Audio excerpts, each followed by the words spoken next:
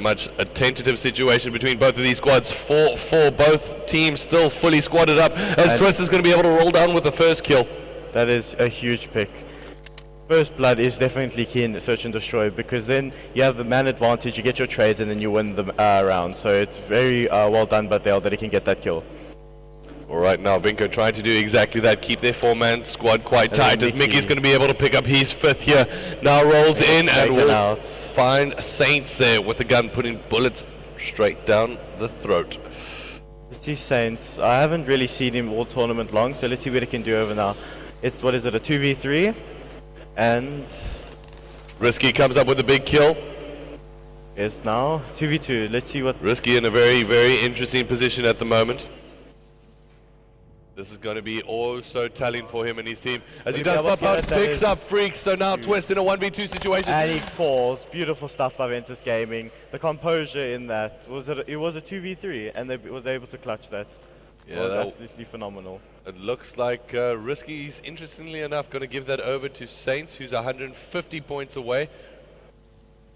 Also letting a little bit of time to build the specialist, because obviously that plays a key part in search and destroy. Yeah.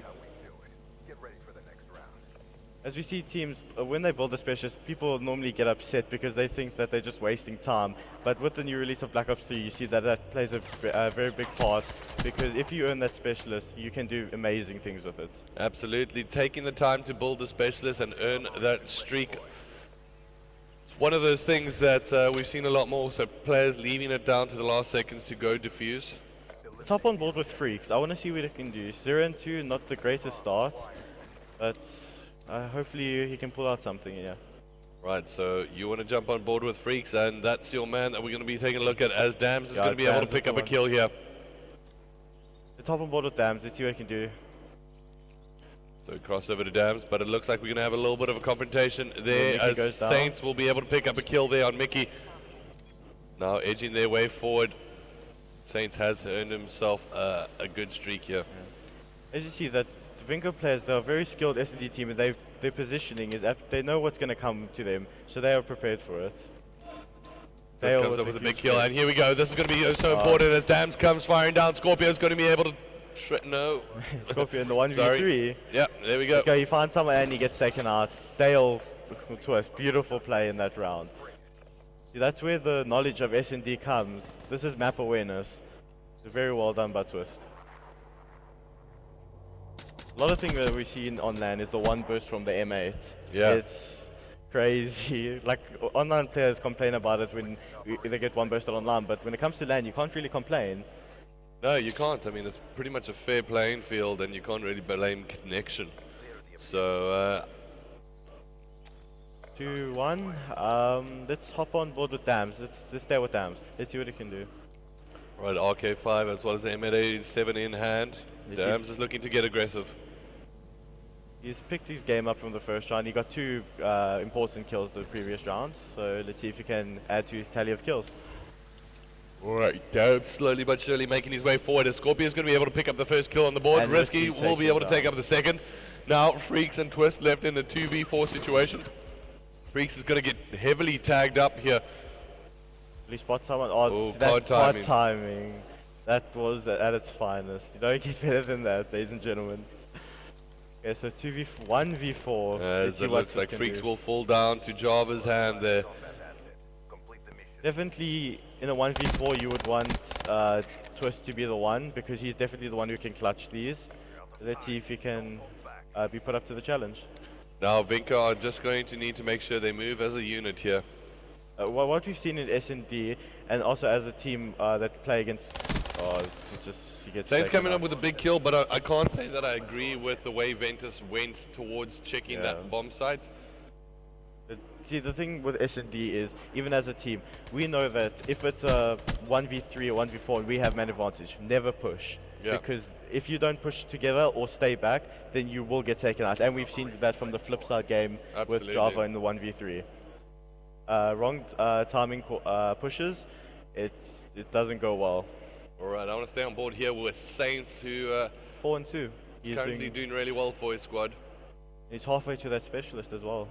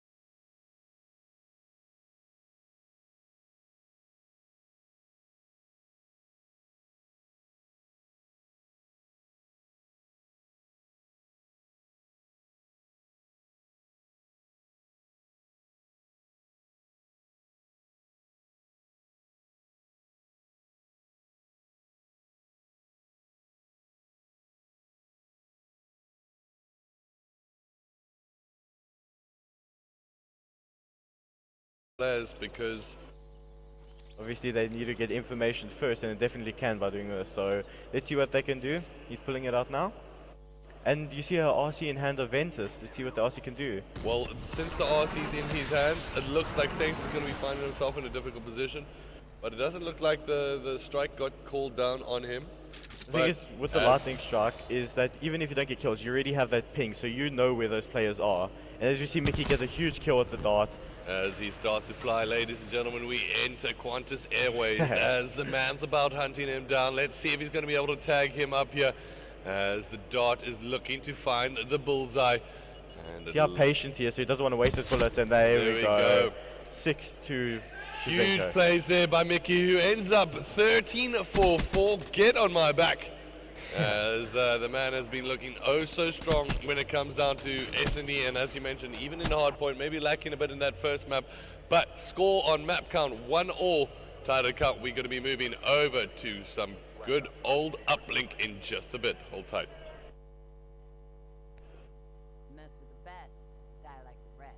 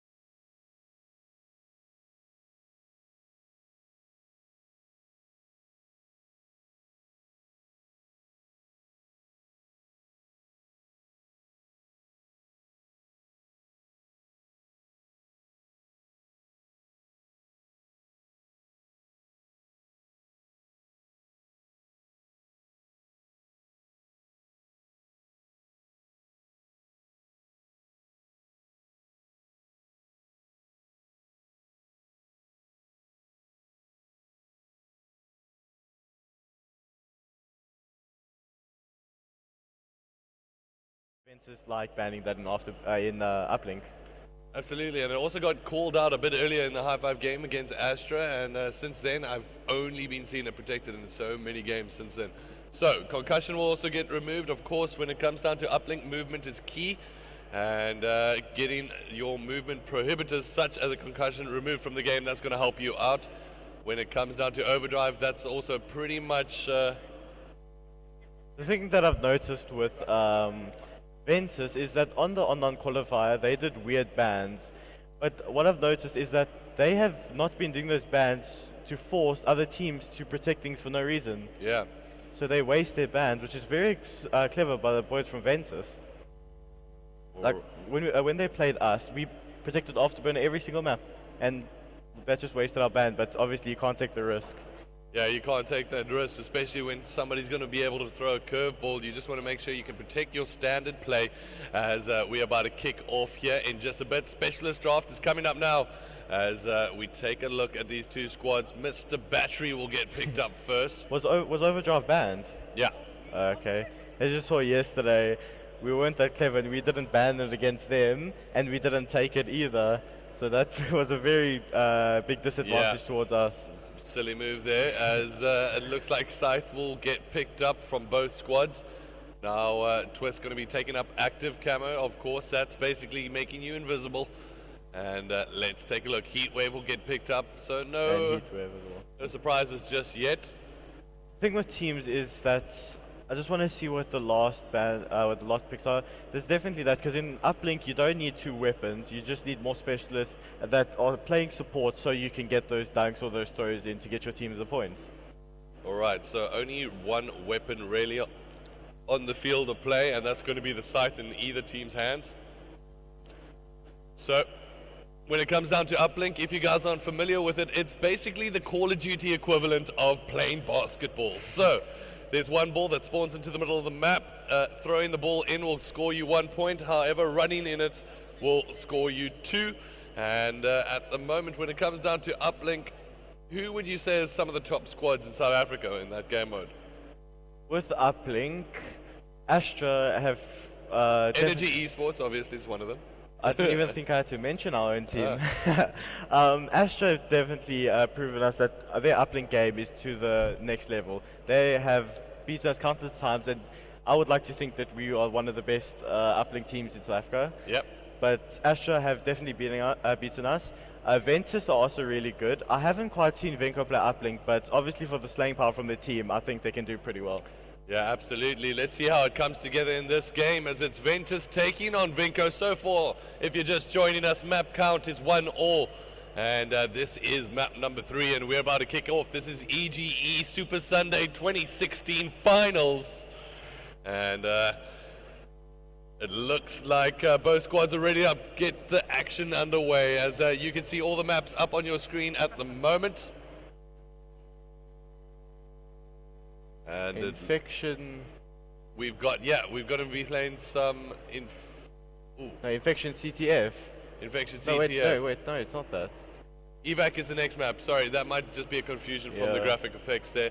As Infection will be the CTF, and Fringe will be the Search and Destroy. Is that right? We'll be back in just a bit.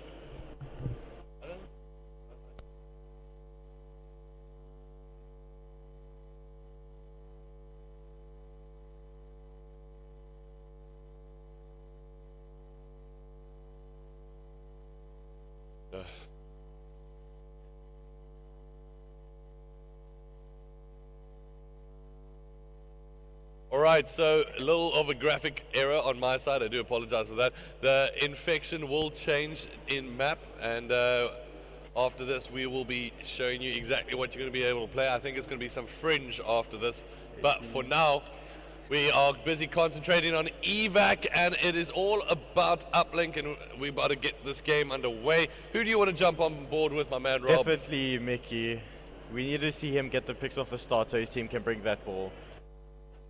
Okay, so Mickey is going to be the man off the break, the man who brought it home for Search and Destroy, the man that the whole team is looking to try get things going As we see Mickey now is going to be on the hunt almost immediately, going to be able to open up with an early kill, and now it's all about hunting down the second opposition that he found in the doorway. And he doesn't get it, it gets traded out. Risky coming with a huge pick by shutting down Mickey. That allows his team to push forward. But as you see, Freaks actually picked up the ball, but... Oh, greedy. Greedy plays there. Definitely just go for the 1 point. It will make a difference in the end.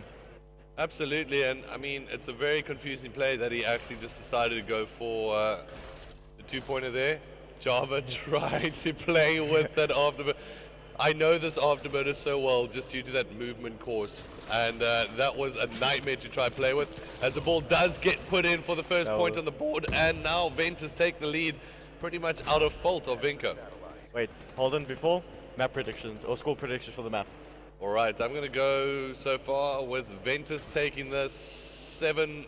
7-4, that's a reasonable score, and we definitely can see that Ventus have the opportunity or potential to win this map, and they're unable to get that 1 point. A good shutting down by Twist, and let's see if they can get map control again. They obviously have to push up the left side of glass because that's the preferable side, and as you see Freaks with the ball, I've never seen him actually run the ball, as he's an AR player and that's not that common, but you see 3 down for Ventus. And 4 Risky down. will get taken out, so now this is going to give Freaks an opportunity to get a good 2-pointer, but there is a man back on defense, and the ball does drop just short of the line. Will he be able to get the 2-piece? Oh no, he no! gets shut down. And Risky returns the ball. And just like that, they could have had 2 1-pointers and taken the lead, but unfortunately for them, greed is good. See now, Java pushing up, he was able to find one, he pushes into water, and he has lots of plays. He does not spot him. Mickey coming up huge there and shuts him down, but Scorpio is able to find Freaks. And now let's see what Saints can do with this HVK. We on board with Saints. He does have that red dot on that HVK at the moment as the boys from Vinco start to rush through. It's all about the defensive push. Saints is going to be able to come up big, coming up with 2 kills there. And Java going to be holding things tight against Twist, as the ball does get placed down in the middle of the map. Now Scorpio going to be able to try hold this up defensively as the boys from Vinco roll in. It's going to come up to Scorpio to come up with a big kill here. He does get traded out. Java now left on defense, all by his lonesome, owns him. And Mickey with the huge, he popped his kinetic there, and that was a huge play, and he gets another one. Mickey is going off, and he gets another one. Wow, absolutely crazy plays here from Mickey being made, as Freaks now trying to roll his way in and going to be able to get himself an easy 2-point capture. And then let's see what Freaks can do here. He does not pick up that player, and that would have been, they could have got the relay then, and you see 2 down, and then Java falls off the map.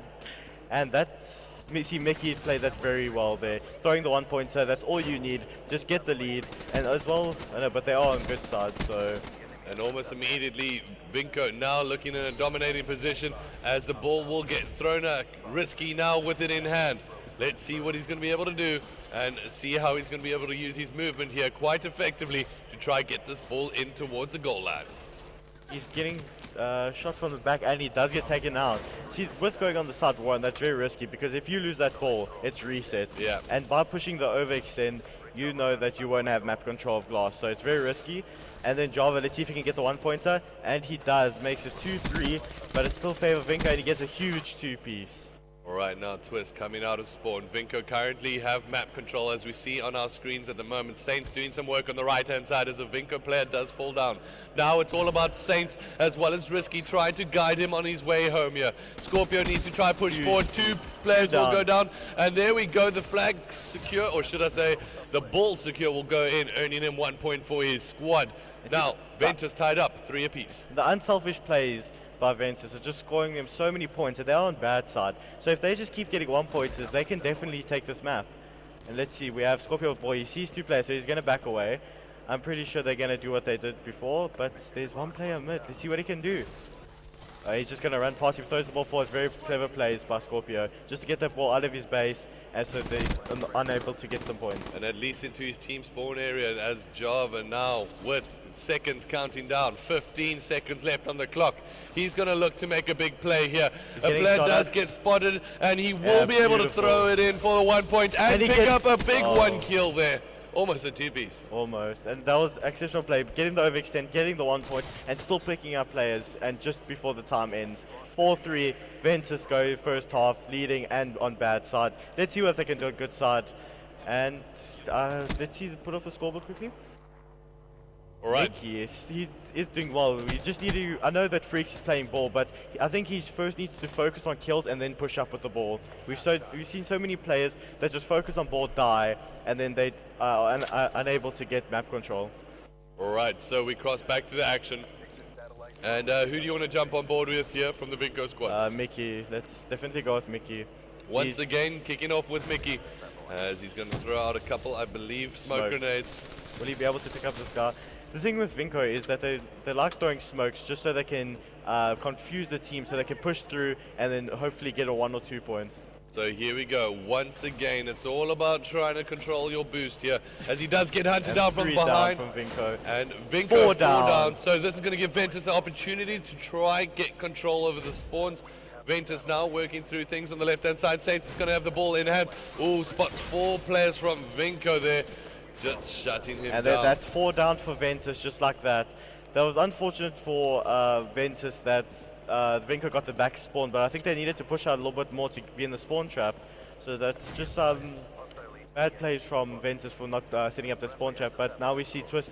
Will he be able to get the point? All his team is around him, and I think that will be able to be a 2-pointer. He uses camo as well. Pretty easy 2-pointer with that camo in hand. We'll be able to pick up. What? No! Wow, missing some vital shots there for his team. As Ventus are going to be able to roll in and regain map control here, which is oh so important. The ball does, however, get picked up from Scorpio. Risky's going to be able to come up with an early kill on Freaks. And now Scorpio with the opportunity to try and push forward. However, the ball will drop on top roof here, as it looks like the boys from Ventus are trying to get that ball control, but I believe it did get reset. See, that's plays from Ventus where you just need to throw the ball forward, get kills, and then push up. There's no point in putting one player forward with the ball when he has no support. Exactly. But now we see that Mickey uses his kinetic. That's 2 down now. Okay, but Java comes back with a huge pick. Saints gets 1 as well. They see the player. Will he be able to get him? And he's not going to peek. And there's also one top class to see what Saints can do over here with the HVK. He's in a very difficult position there. Probably the wise move is to back out here, as Ventus now trying to work their way around from the defensive side of things. It's going to be a long road to freedom here, as he's going to be trying to work his wall run, trying to make sure he can edge his way back in, as the player does get spotted. Will he be able to get the 1-pointer? There we go, throws it. Oh, he gets intercepted there. Huge plays there by Mickey. He says, no thank you, sir. Shut down. And basically being the defensive player there that his team needed for him to retain the lead. And we've seen players on and on go in this position. It's not that hard of 1 point, but not that easy as well. Because if you get shut down, let's see, if, just like that, it gets reset. But as you see, there's still a Ventus player on the ball. And then what can he do with that ball? Alright, Scorpio deciding let's double back, and it seems to be a move that the Ventus boys do like to use, as the ball will get passed over, as Scorpio will get taken out. Now Java's going to say, you know what, I'm over it, as the ball does get dropped, and it's all about rotating back to the ball here, as it does get reset at the bottom of glass. But that was well played by Scorpio, because if you saw on the map that all of Vinco players were white glass or mid-map, so by wrapping that, they forced the other players to go around, and they could have got a 1 point. Just Java made some mistakes with his analogs and fell off. It looks like Twist is going to try something similar here, as using the running mechanic quite effectively. Mickey's going to be able to come up, roll in with some protection. This is going to be a good position here for Vinco to try score a 2-pointer, and that's exactly what they're going to be able to do. Once again, active camo does get popped up and extends Vinco's gaming's lead. It's 7-4 for the team of yellow. The popping of camo there wasn't that great because you didn't need to, but I guess you can't take the risk, and you don't really know how many players are on base. So rather play it safe and just use the camo. And then we see 3 down for Vinco. As you see the Ventus boys push forward. Let's see what Saints can do with this HPK. We've been on board with him a lot. What is he going? 24 and 15. Definitely the outstanding player with Risky. And obviously the other 2 players are ball runners, I'm guessing. Ventus really need to do something special at the moment, as the scythe does get pulled out.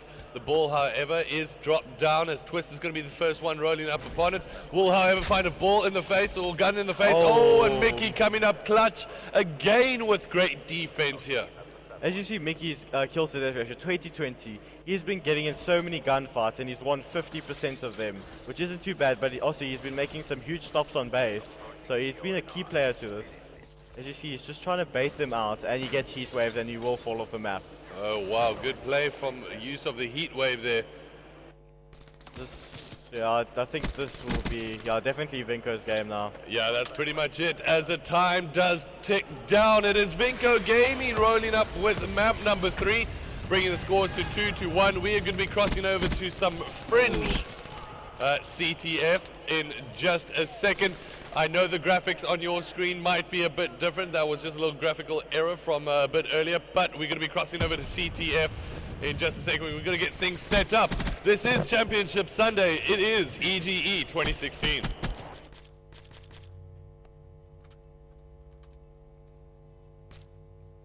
Mission is a bolo.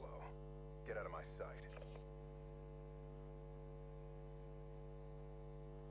You've seen my work. It speaks for itself.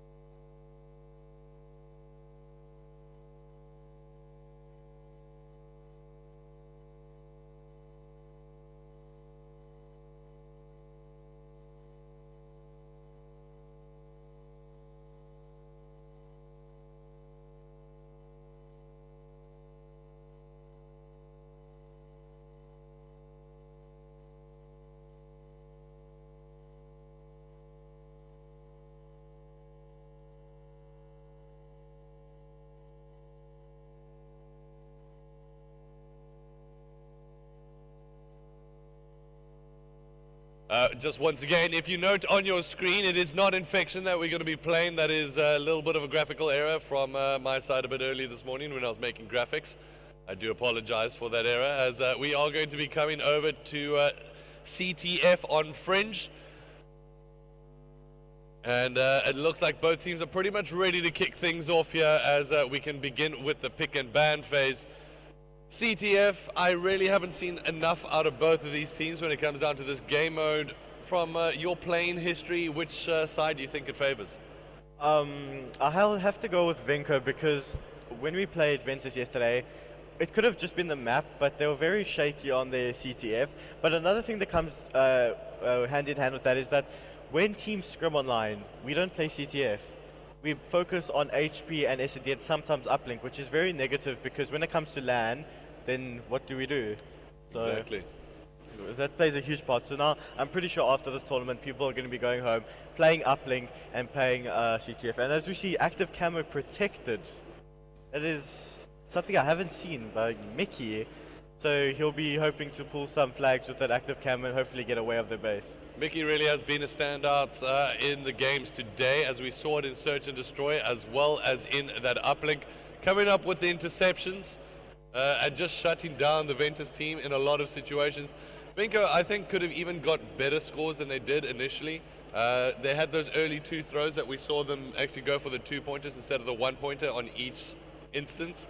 So I think that was more of a rollout for Vinco than you might look at first glance. Yeah, definitely.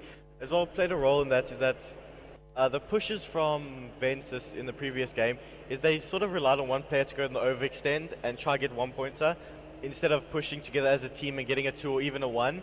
And a lot of the times they failed with that. So I think it's just team coordination and pushing together that will win them this game. Right, jumping straight back, and let's take a look at what has happened in the specialist draft so far. No surprises. Active camo will be called out there by Twist, as his teammate Mickey did protect that a bit earlier. We will have Psychosis as well as Heatwave in making up the next 2 selections for the Vinco boys. On the opposite side of things, we've got Active Camo, Tempest, and Heatwave. I think it's a big play by Java by pulling out Tempest, because if they're pulling flag and you're able to kill 1, the spread on the Tempest can get you 2 or 3 kills. So there's very clever play by Java. Just let's see if you can put it to use. Especially when running down lanes is so important. You might find yourself going down a confined area, especially towards that railway. I think that's probably one of the best areas to use it. And definitely can shut people down because you literally only have 2 pathways to go, 1 on each side. You can shut them down. The Tempest spreads and you can get an easy 3-4 piece, as we've seen teams do before. Absolutely. So when it goes down to CTF, do you have any predictions at the moment? I'm gonna have to go with Vinco 5-1 or 5-0. Really, that confident on their CTF game. So let's take a look at what these two teams are going to be able to do, as they're just going to switch up their classes, choose their score streaks, and get things underway. I'm also going to come up with a prediction. I really do think it is the balls in the court of Vinco, and they really, well, the Ventus boys have it all to do at this point. And let's see what the lads from Vinco are going to be able to do. Remember, these are the four remaining teams in the tournament. We've got, obviously, Energy Esports, High Five, Vinco Gaming, as well as Ventus. Remember, the team that falls out here will end up finishing 4th. And we got a big game happening on stage just after this. It's going to be Energy Esports taking on the likes of High Five. Are you excited about that game? I'm ready and excited. But when you just mentioned the teams, I'm pretty sure people who don't know what's going on they're like, wait, what happened to Carbon Astra? Exactly. So, interesting fact is Carbon Astra faced off in the winners bracket yesterday in the double elimination against High Five. High Five managed to roll out 3-1 victors. Then S&D. yeah, S&D 5-0 down and turned that around 6-5. Then they went to go on and face up against this Ventus squad, and they got completely decimated 3-0. No one would have thought that. I'm pretty sure a lot of people had Carbon Astra as the favorites to win this tournament. But with the new team, I'm not really disappointed in them because they are a new team. Yeah. So they haven't practiced as much, so I'm pretty sure we'll see big things of Carbon Astra in the future. Alright, so let's give some Ventus some airtime here after just talking about them. As who do you want to jump on board Let's with? go for the Scorpio. He did really well last game. Let's see if he can slay out again this game. Right, Scorpio's going to be rocking that active camo. He does have VMP enhanced, smoke screen, overclock, fast hands, blast suppressor. The thing with this team is that you have to get rid of smoke because it is so irritable when you throw it on base and you just pull the flag because you don't know where they're going. So they can make some huge plays with that smoke. As you see, it's getting used right off the break, and he gets naded, and he has double smoke, so they're going to throw it mid-map and see if they can push through and get a pick. I like his placement here of the smoke grenades. Is going to be able to try push here. Java, however, picks up a big kill. Mickey's going to be able to kill his teammate there.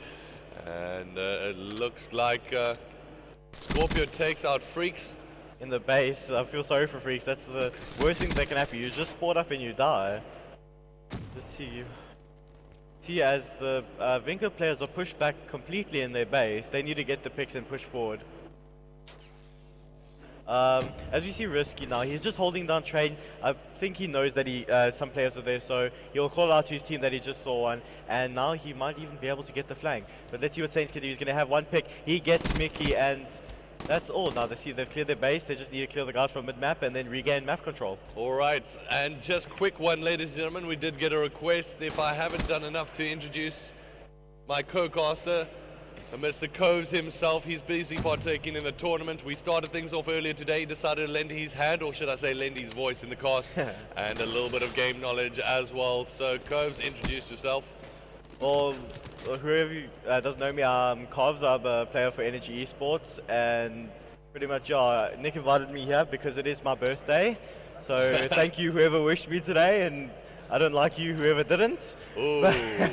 But yeah, it's happy to be here, and it's first time, so hope you guys enjoy. That's holding that strong birthday cast as Vinco Dams is going to be doing some damage on the opposite side of the map. Still tied all 0-0 on score count. As we take a look at the kills on board, Java's doing really well for his team with that M8A7 in hand. See what Java can do. What is he currently? 4-2. It's not a bad start. And let's see what he can do mid-map. He does spot a player over there, and Mickey. as you see that Vinco have used an RC. Take a look at Mickey's position here as he finds himself in a good one. Now he's going to be able to work his way forward, and Vinco Dams fakes up too. This is going to give an opportunity to try push forward. Risky, however, is going to try hold things down tight on defense. We'll be able to pick up the second kill, but however, the flag does get pulled. Dams now going to be able to try run this one home. Going to be working oh so well with his teammates. Oh no, wait, that's... Java's trying to hunt him down. Will he be able to come up with a kill? That's exactly what he does. Spots out the second player. Twist will fall down, and now the third. And just like that, Ventus get on attack, and Freaks is left alone to defend. That was a huge pick by Freaks, because now it slows down the play. Players have to go back, but he doesn't get that kill. that could have been a vital kill because as you see now, oh no, but then Mickey comes up with a huge 2-piece. Maybe even he gets a huge 3-piece and he gets a flag return. Mickey So, coming up big there for his team.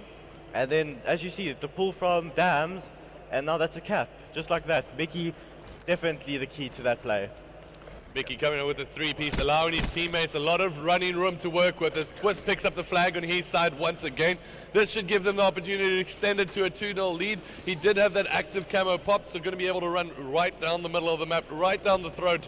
And it looks like that is going to be 2-0. Vinco doubling their lead against their opposition, Ventus Gaming.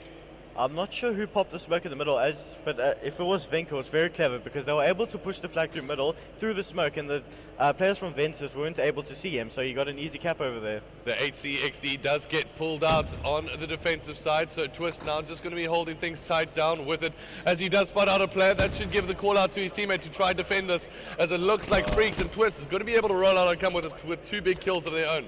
And as you see from those kills, they're able to push forward now and hopefully get some map control. But as you see, Java, he's still mid-map. He gets one, but he's going to get taken out from the side. Huge plays by Dans, and he uses the RC. Will he be able to get another? He does. And that is 3 down for Ventus Gaming. Let's see if Vinco can get another cap over here. Risky left alone here with it all to do COD timing, and he does roll up on Mickey, going to be able to pick up the headshot with an RK5 in hand. With 40 seconds left on the clock, they need to try and make something happen and make it happen quick, as it looks like... Huge play by Risky. That heat wave was, as I said in the S&D, he's one of the best heat wave players in the game. He knows exactly when to use it, and he can make his team get some huge plays with it. So Dams now holding things tight on his side, will try pre-aim that right hand side, does get surprised and will be able to come out on top of that kill as 15 seconds left on the clock. I don't think we're going to be seeing any more captures this half as the teams are going to be changing side. It is 2-0 in favor of Vinco Gaming.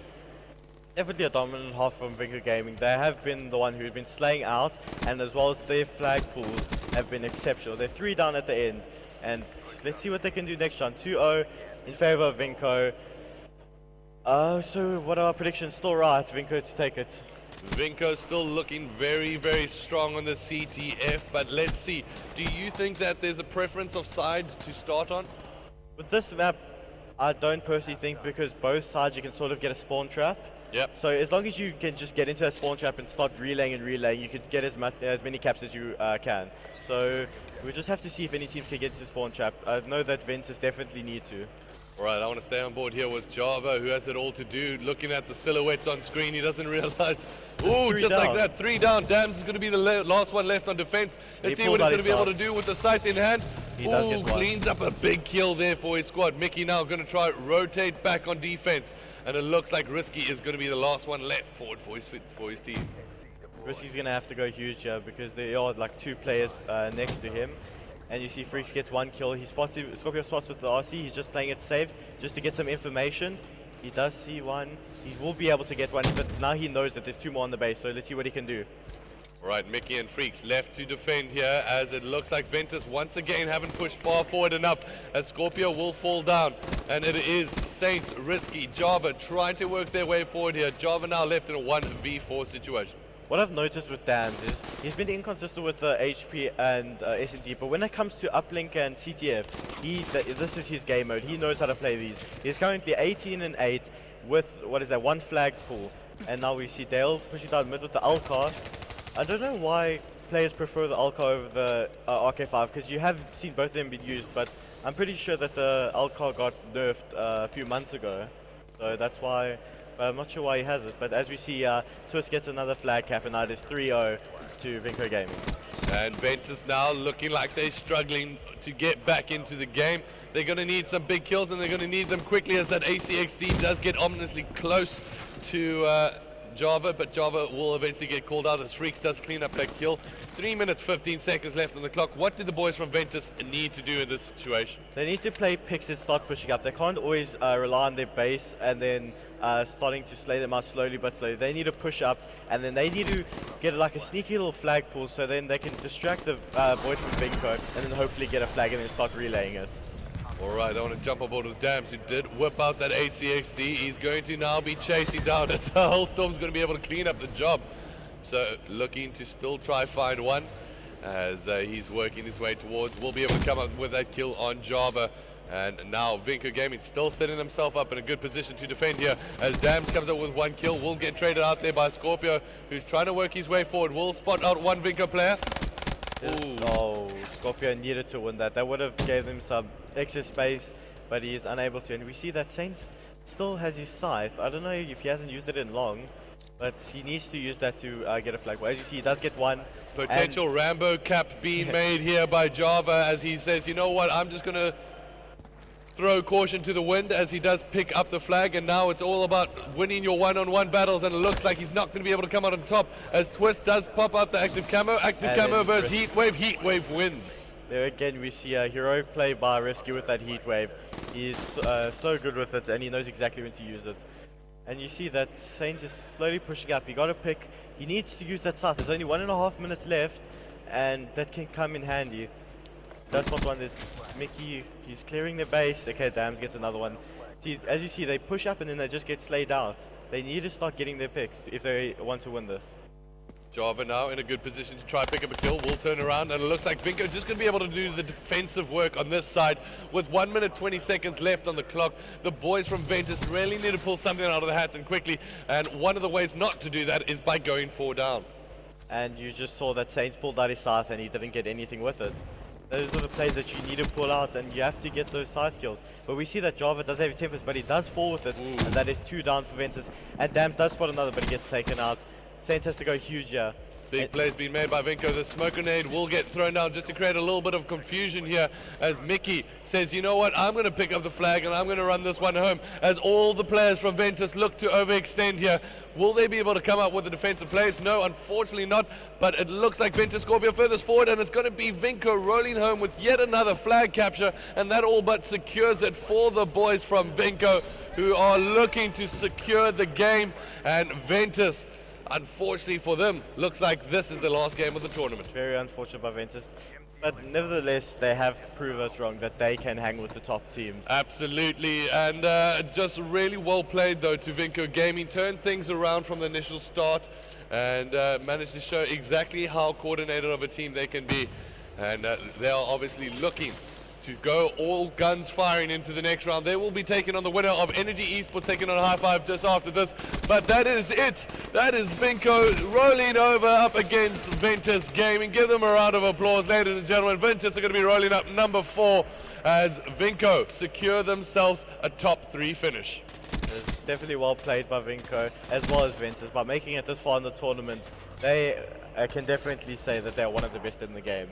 Definitely. Absolutely. Ventus now, dust your shoulders off, son. You guys have basically played the most games in the tournament thus far, coming from the losers bracket. Such an achievement to make it this far in the competition. I don't think they're going to be walking home too disappointed with their result here today. And really well done to them. I can't wait to see what they're going to be able to do for the rest of the season. But for now, I'd like to thank Mr. Birthday Boy himself, Coves. How was your first cast? Oh, I hope the people that are watching can tell me that, but it was good.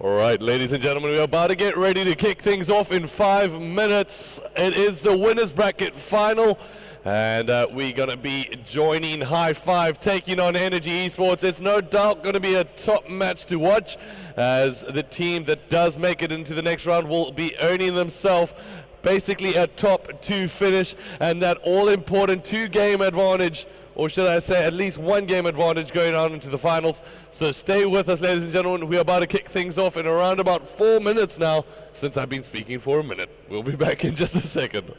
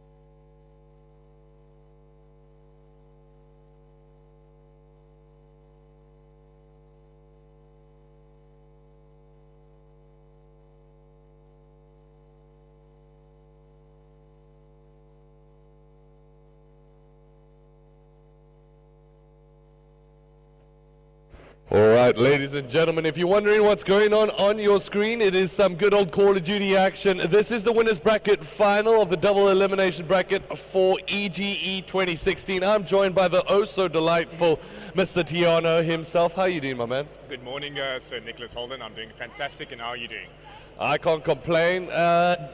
But let's get things underway. That's what I want to see as the teams are about to get ready. We're about to kick off the action in around about 2 minutes as the teams are going to be joining in and kicking things off. So, Tiano, taking a look at what has happened over the past 3 days. We've had the group stages day 1 where the teams essentially played 3 matches. We had the double elimination bracket in stage 2 where 8 teams that made it from that group stage got knocked out. And now only 2 of those have moved through to face our online qualifier finalists, which were Vinco Gaming and Energy Esports.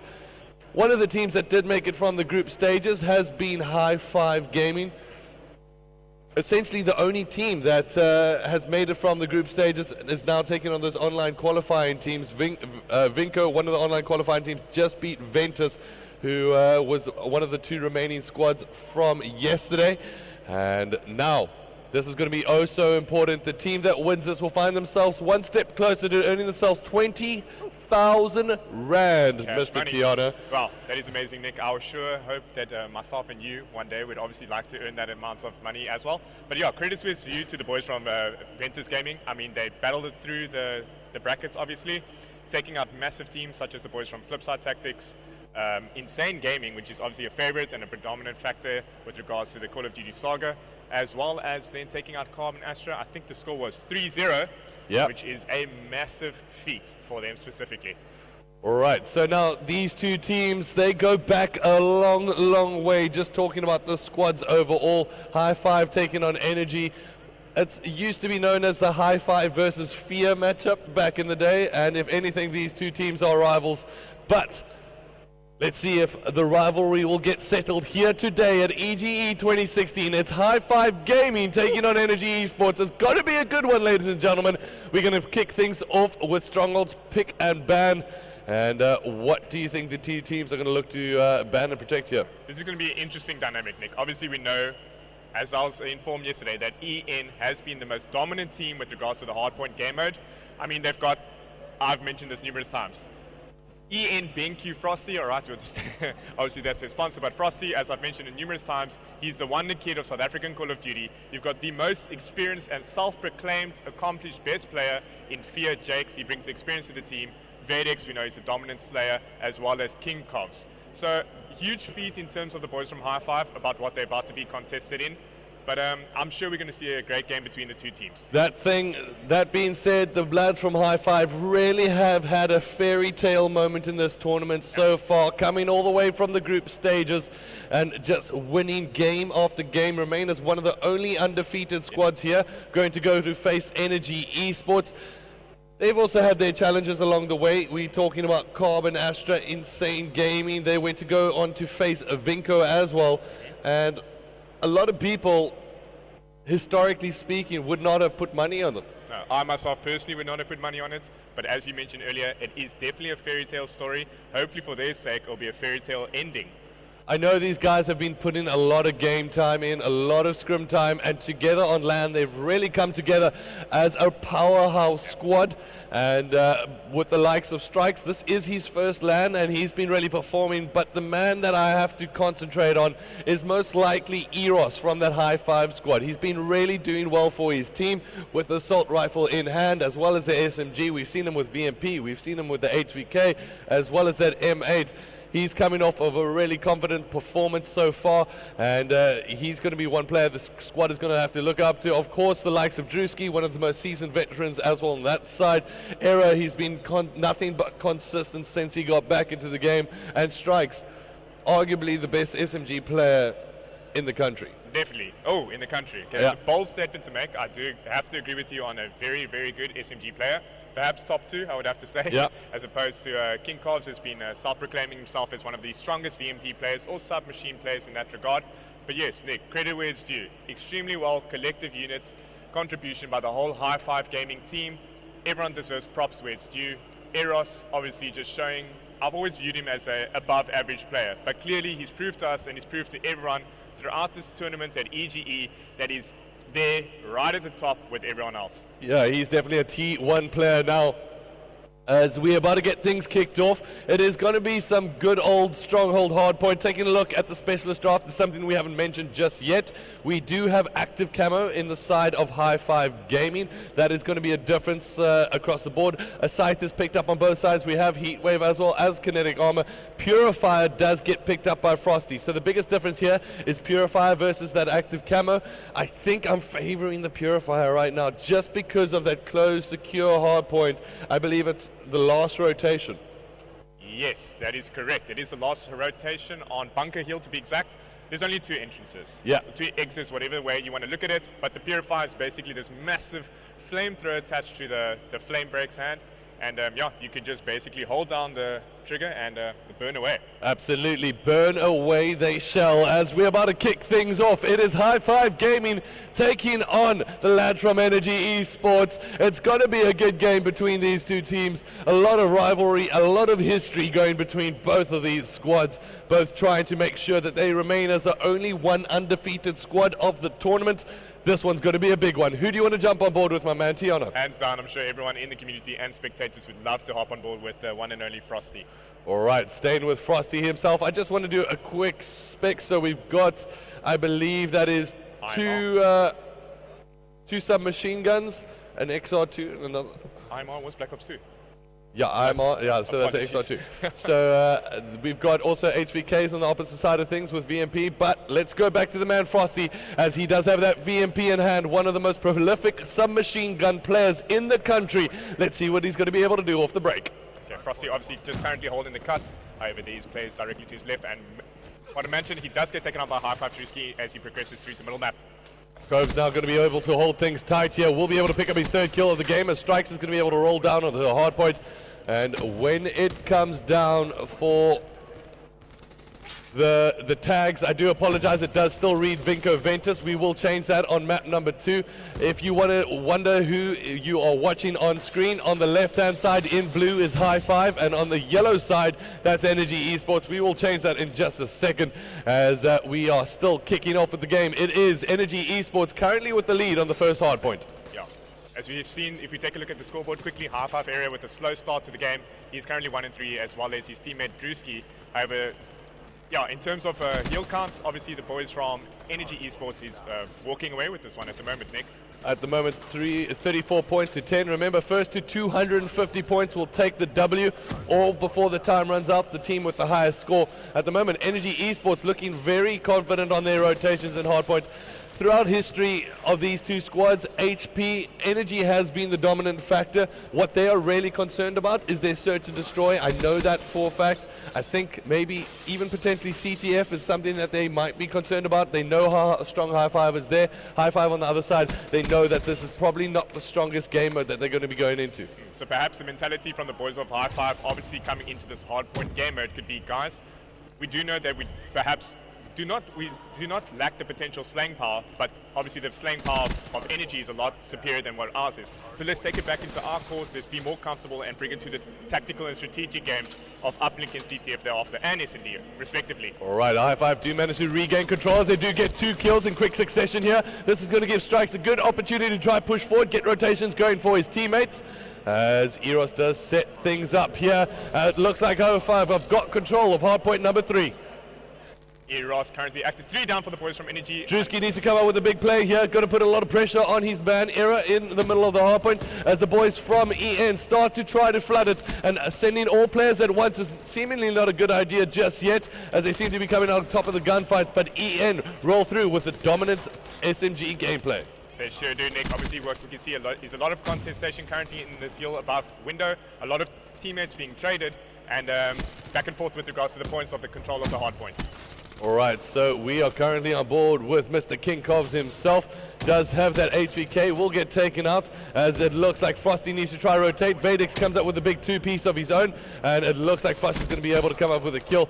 Now, once again, it's going to be Energy Esports regaining control of the HP, and with 6 seconds left on, it's all about your rotations here. Yeah, currently now we do see the boys from High Five obviously rotating around, because those spawns are so essential with regards to the rock hard points.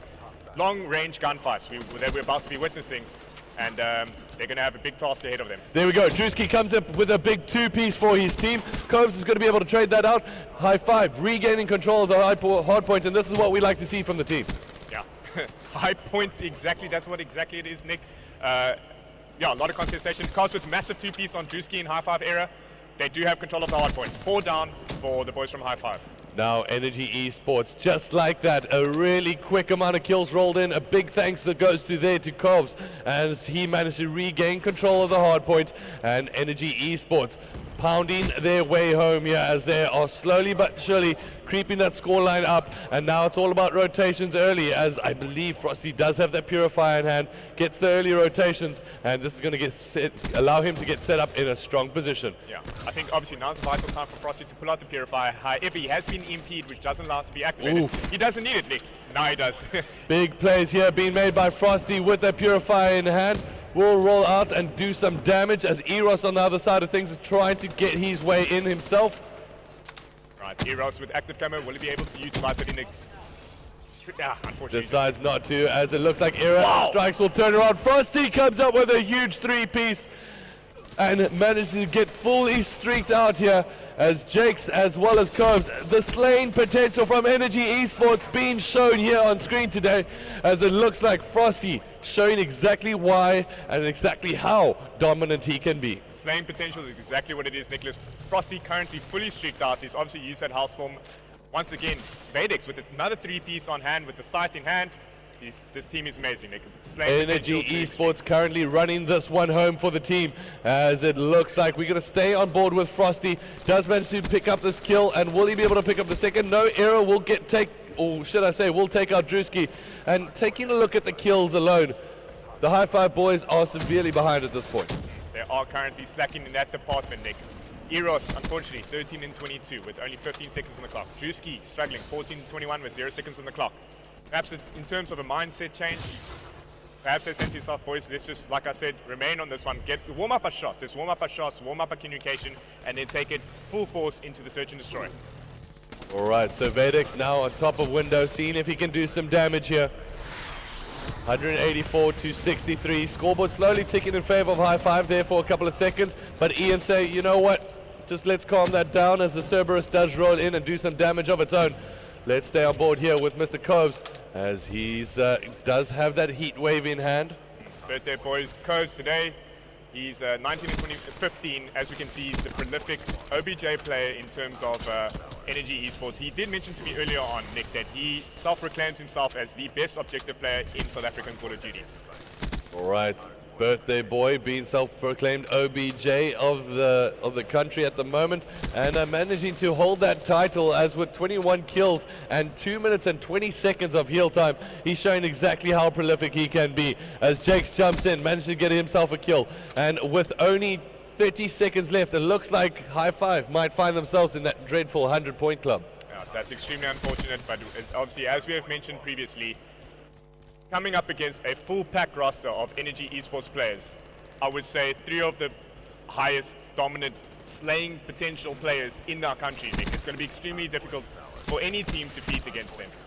All right, so take a look at Hardpoint. We did mention earlier that this is potentially going to be a rollout from Energy Esports, and that's exactly what we're seeing here on screen today, as with 2 minutes 50 seconds left on the clock, slowly ticking points in their favor, as High Five need to do something, and do something quick, as it's slowly but surely looking mathematically impossible for the squad to come back. Mathematically impossible it is. The boys from Energy Esports obviously have control right now of the window hill. 11 seconds left of the points remaining, and it looks like it's a rollout. All right, now Vadex does jump in. Frosty now going to try contest this HP. Will be able to get up a couple of big shots. Jakes, however, now going to be able to contest himself. Will roll in, and with only 7 points left to gain, the High Five boys are going to put the doorstop on there for a couple of seconds, as it looks like the Purifier will roll out. That's Mr. King Coves coming up with some important kill. The hill is currently being contested, as Jakes now going to be able to jump on board, and it looks like we're going to stay on board with Mr. Frosty himself. As it looks like that's it. That is Energy Esports taking map number 1 against High Five Gaming. We're going to be crossing over to map 2 in just a second. What a prolific performance from them, my man Tiana. It sure is, Nick. And if we pop up the scoreboard, I think, as we've mentioned, the wonder kid of South African Call of Duty, Ian Frosty, has dropped a 42 bomb.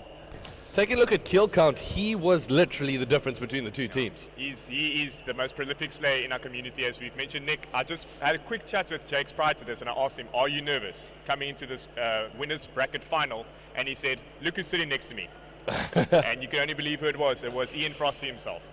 Mr. Frosty definitely sitting right there. We're going to be back setting up map number 2. We'll be back in just a second. It's going to be some search and destroy action on Fringe.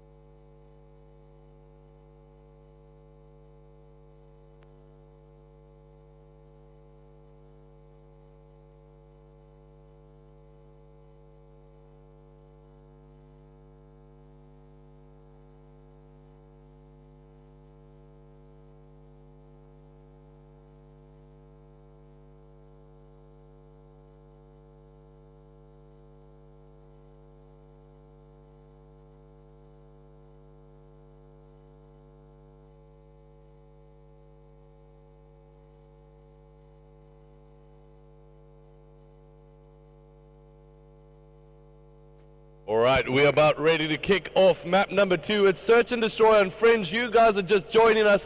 This is the winners bracket final. It is Energy Esports taking on the likes of High Five here at EGE 2016. It is Super Sunday, and this is all so much an important game, as I'm joined by my man Tiano. Tiano, Yes, sir. take us through what these players must be feeling at this point. I don't know. In terms of the boys from Energy, I would have to be confident in saying that they have a lot of comfort, knowing that they were able to obviously steamroll the boys from High Five with regards to that hardpoint map. Yep. However, it has to be noted and it has to be stated that the boys from High Five are extremely strong when it comes to those strategical and tactical games, as in your game modes as Search and Destroy, because there's no ruthless aggression plays. There's a lot of more passive plays, a lot of more thinking process goes into the plays that have to be obviously performed. Yeah, absolutely. Let's see what these two teams are going to be able to do. So far, SVG does get banned out. Concussion, frag grenade, afterburner, flashbang, high caliber Semtex, as well as rapid fire will all get removed. Managed to get them all just in time. Good job. As we go into the specialist draft here.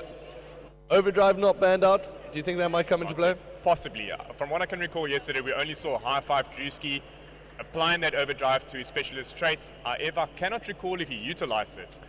So I highly doubt that he will use I that. still think we might see a rejack, and that's exactly what does get called out from Jakes. He's pretty much synonymous with using that this tournament thus far. Yeah, it's quite interesting to note that the only two teams that we have witnessed using rejack, obviously on stream, has been from Astra Lithium, from Carbon Astra, and EN Jakes. So the two Well, we powerhouses- saw Ventus actually used it a bit earlier as well. It was used, all right. And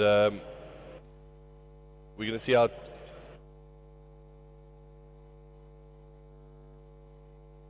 We're going to be able to kick off in the action in just a bit.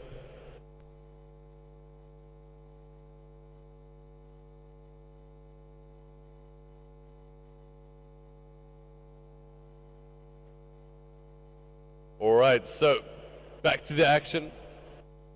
Some interesting piece of information just got translated over to us. That one of the players from Energy Esports actually has picked up one of the specialists that they didn't want to go with, and that's a Purifier. Yeah, unfortunate error in his selection. Obviously, as we mentioned yesterday, the offensive specialist chosen takes a lot longer to acquire than that of a defensive specialist. However, he just has to live with the burden currently. Perhaps it could work into his favor. Well, it's one of those strategical errors you don't want to really have happen this stage of the competition. And let's see how he's going to be able to play with it. He has to continue with it. It's pretty much the selection of things, and we'll see how things are going to be able to go and translate in this, the Search and Destroy on Fringe. Tiano, taking up into a prediction, where do you think this match is going to go? Do you think it's going to be the boys in white, black and pink, or do you think it's going to be the boys in black, orange and white? For your sake as well, Nick, I'm going to have to go with the boys from white, black and pink, specifically because they took one of the two dominant powerhouses that I mentioned yesterday, Carbon Astra, on this map. They came back from being 5-0 deficits, and they managed to take the victory 6-5. Was it on this map? Yes, Yeah, it was actually on this map. So Completely forgot that. Yeah, deja vu perhaps in store for us today, and high five for me, taking the win, round 11, 6-5. 6-5, all the way to round 11. My favorite. Wow. My favorite. I refrain on making predictions at this point. I feel like predictions have always not been fortuitous on my side, so I'm going to stay away from that. As we're going to kick off with Search and Destroy, just a reminder, we can't be too descriptive of exactly where the players are just because they're on stage and they can potentially hear us. So, we're going to just give you a basic overlay of what the action is unfolding on screen as we kick off with the attacking team here, which is going to be none other than High Five. Who do you want to jump on board with, my man Tiana? Let's jump on board with High Five Eros. As you mentioned earlier, the top T1 player obviously proved to us yesterday that he can hang with the big boys, he can contest with the big boys, and I think he deserves the view time on his namesake. All right, deciding to go with a VMP in hand, so let's see what he's got up here. VMP, we've got grip, quick draw, stock. He's got active camo, overclock, blast suppressor, fast hands as well as dead silence. Let's see what they're going to be able to do off the break.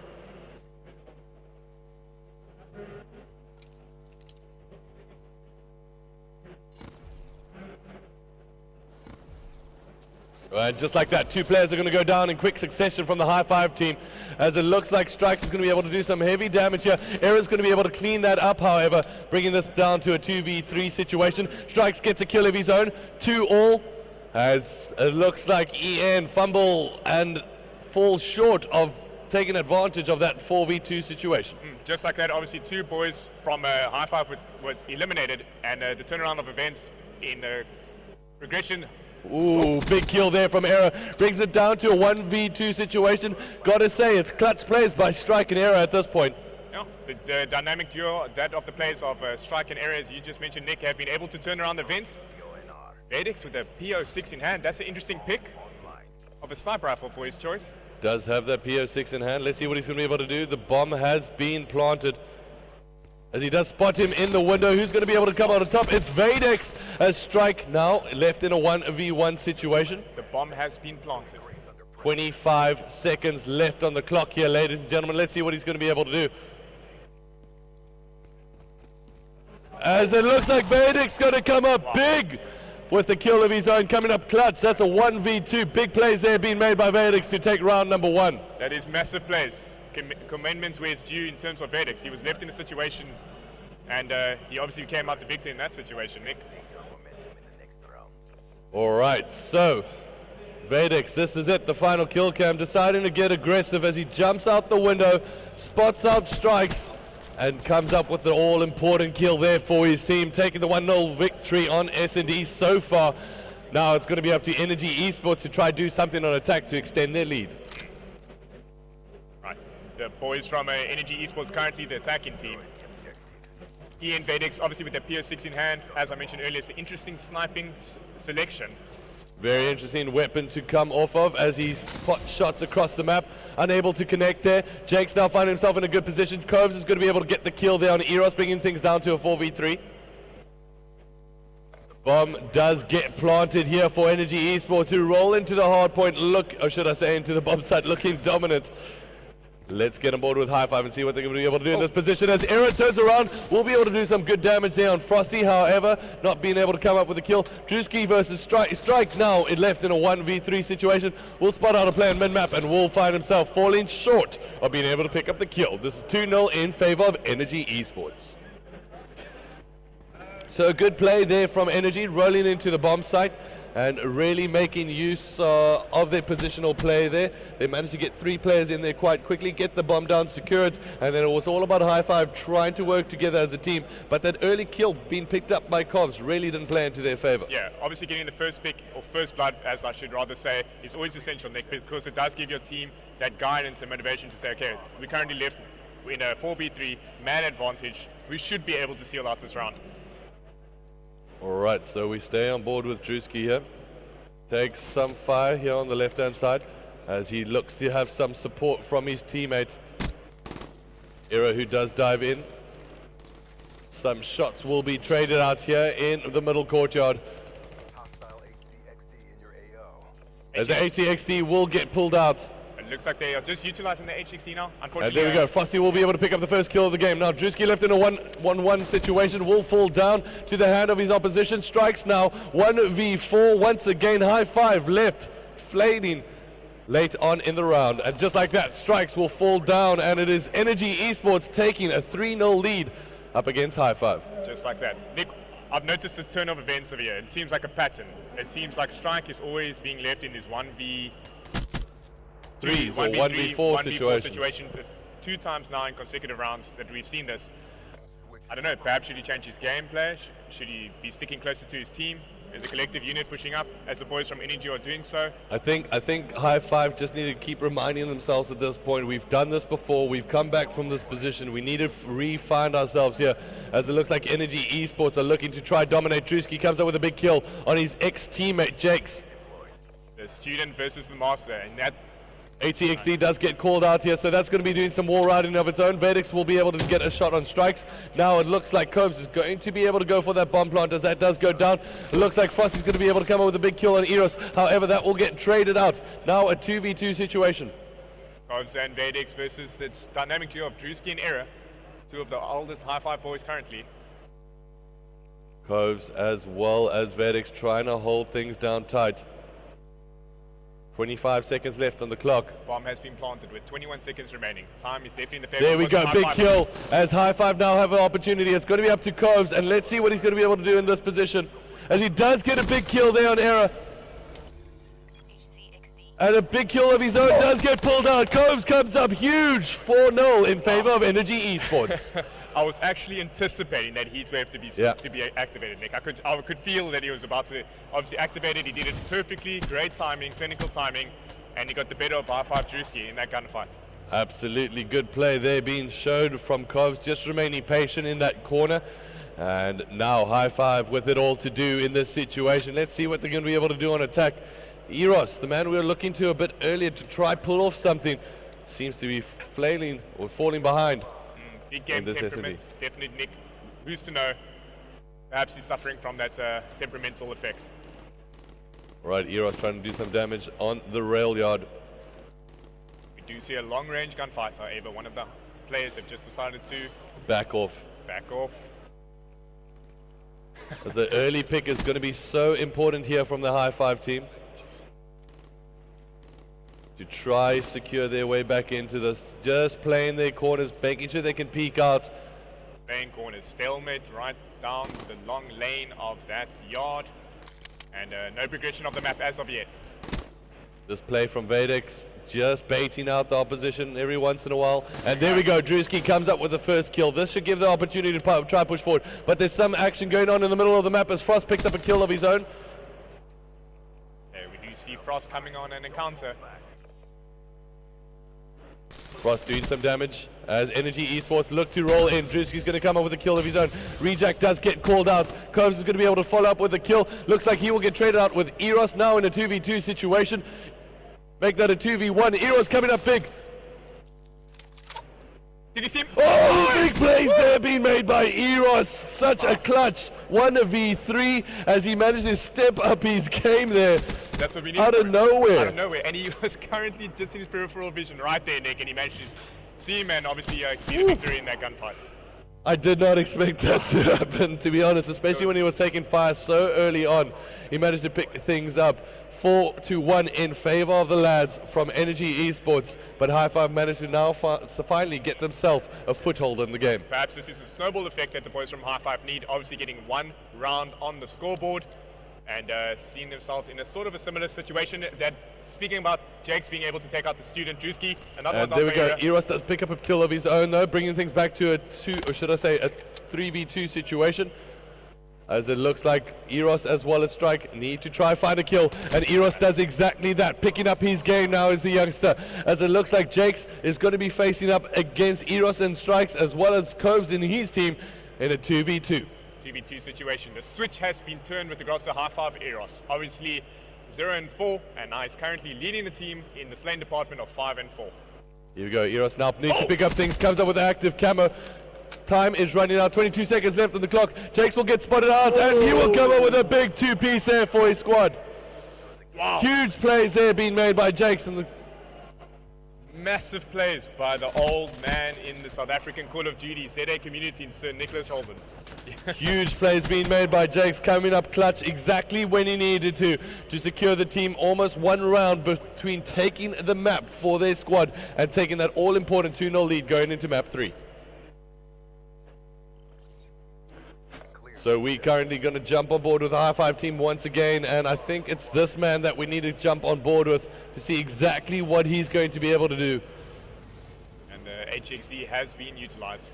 This is a really good specialist, Nick, in terms of actually getting that extra aerial effect of just seeing where the opponents are. And just like that, does some heavy damage, no follow-up from his teammate.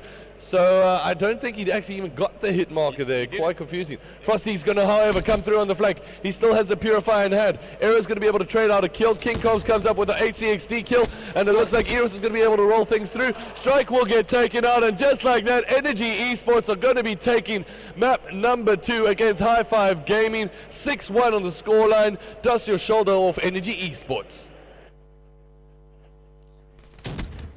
Alright, dominant performance from the boys from Energy Esports, Nick. Obviously showing we can do HP and S&D as well. Yeah. It's not just we are focused as a hardpoint respawn slaying team, We are as well predominantly a tactical and strategical team, and currently up 2-0 against the boys from High Five. Showing what kind of powerhouse squad they are, we once again look to Frosty.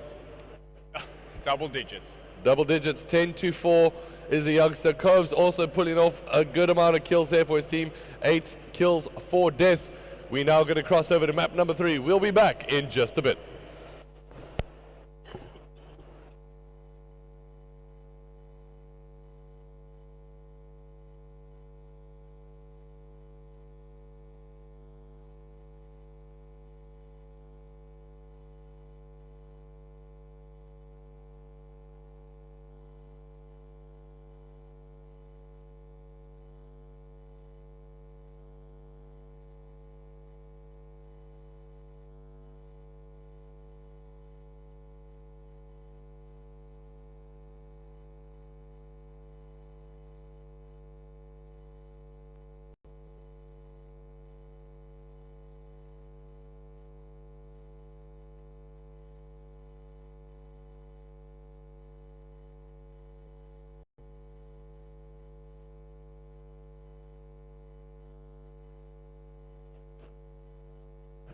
Alright, it looks like the teams are just about ready to kick things off here. It is Energy Esports taking on the likes of High Five Gaming. It is map number 3. Energy Esports currently with a 2-0 map lead. Now going to be moving over to Uplink. Now Uplink are very Slane predominant, and you've got to think the ball is in favor or in the court of Energy Esports. I surely do agree with you on that statement, Nick.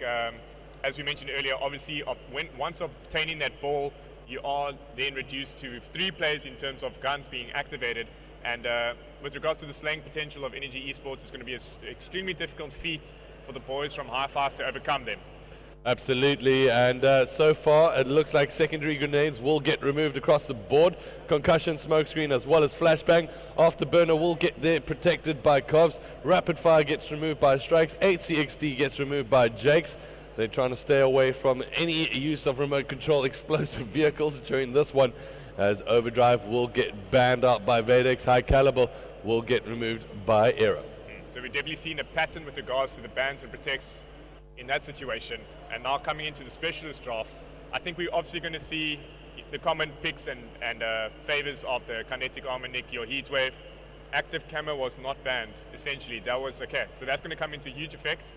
As obviously you go invisible, and what better way to carry the ball and run through the opposing team while being invisible? Absolutely, so that's going to rely on big plays being made from Frosty and well as Eros, and one of those players, Eros, or should I say Frosty, actually has been stepping up his game in this match and doing phenomenally well.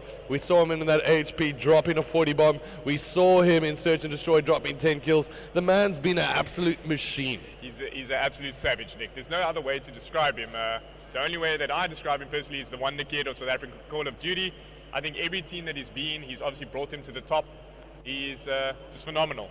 Absolutely phenomenal, as it looks like the teams are going to be just changing their classes. Now, when it comes down to Uplink, take us through the basics of what's going on. Uplink, essentially, basically described, you've got a ball in the center of the map, all right? The center of the court. 2 portals, your portal in your opposing base, and obviously the portal in the other side of the base. In terms of scoring points, you obviously, if you get a dunk with the ball in, obviously ball obtained, and you go directly through with your character's body through the portal, or with the satellite dish, you get a 2 points. And then essentially, you could get a 1-point throw by just basically lobbing it in from a distance, or even near close.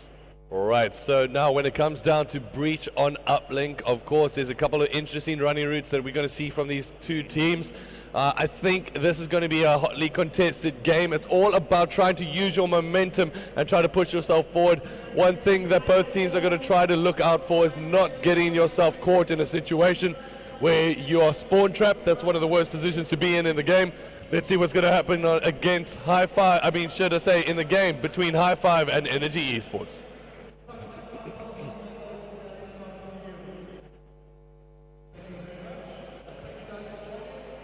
Alright, so score streaks are going to be changed up here between both of these teams. Remember, it's a best of 5. You can see all 5 of those maps on your screen.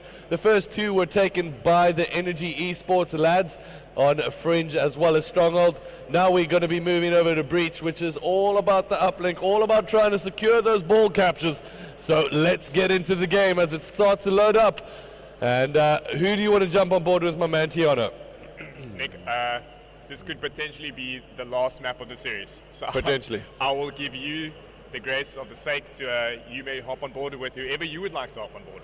All right, let's take a look at the man who's, this is his first LAN experience. Let's take a look at Strikes and see exactly what he's going to be able to do here in this situation. Strikes obviously being one of the younger players throughout our Call of Duty community, only 16 years of age, and this is his first LAN experience, and he has been playing phenomenally well. He has been doing exactly that, as well as online people have been rating him, like we mentioned a bit earlier, one of the top SMG players in the country. Going to be facing the tough opposition of Energy Esports. Let's get into it. They're going to be kicking things off here. Remember, when a player does die in uplink, there's a respawn delay, so making your life even so much more crucial, as Strikes will get taken out by Frosty early on. There's 2 down for boys from High Five. Eros is holding contestation right now in mid-map. Oh, and almost comes up with a second kill there. Now Arrow's going to be able to come off spawn. Strikes trying to hold things down tight. They need to make sure that they can secure the area for their squad. However, on the other side of things, Jake's now trying to work his way forward with the ball in hand. We do see obviously the boys from Energy with the progression and map control. Currently top green. Jakes is Will not spot out the player behind. Strikes comes up with a huge 2-piece there for his team, and the ball will get reset, or actually gets held up here by Arrow, who decides to shove this down the throat of the opposition, as it looks like High Five now turning momentum into their favor as they try to push forward. Ooh, grabs the ledge at the last second. What is going to happen here as he decides to back up, double back, and see if he's going to be able to get himself a 2-point capture. Good play there being showed by Era. Phenomenal plays by Era, obviously able to be juking the opposing team, and what a turn of events, Nick. It is crazy. Now, looks like Energy Esports going to try to turn momentum into their favor, and they do exactly that. Say, you know what, whatever we can do, you can do, we can do better. As it looks like 2 kills going to go down in quick succession. It's going to be Frosty as well as Vadex trying to do things for their squad. As it looks like Drewski's going to be able to try and make his way home here. The ball, however, will get thrown down into the hands of Vadex, who says, you know what, I'll take that, thank you very much, and is going to be able to try to run this down the right-hand side. Obviously, the boys from Energy Fear on the favored side of this uplink breach. And very easy just to relay that 1-point throw, and he sure does exactly that. Vadex now going to be challenging the man around the AC vent, as it looks like we're going to have a very tight contest. Eros, however, is going to be able to come up with a beat down on his opposite number. Energy Esports taking the lead. Currently, Energy Esports with 3-2 lead, 1-0 advantage. Huge contestation going down in mid-map. Ball is just being flung around, and the players being traded out.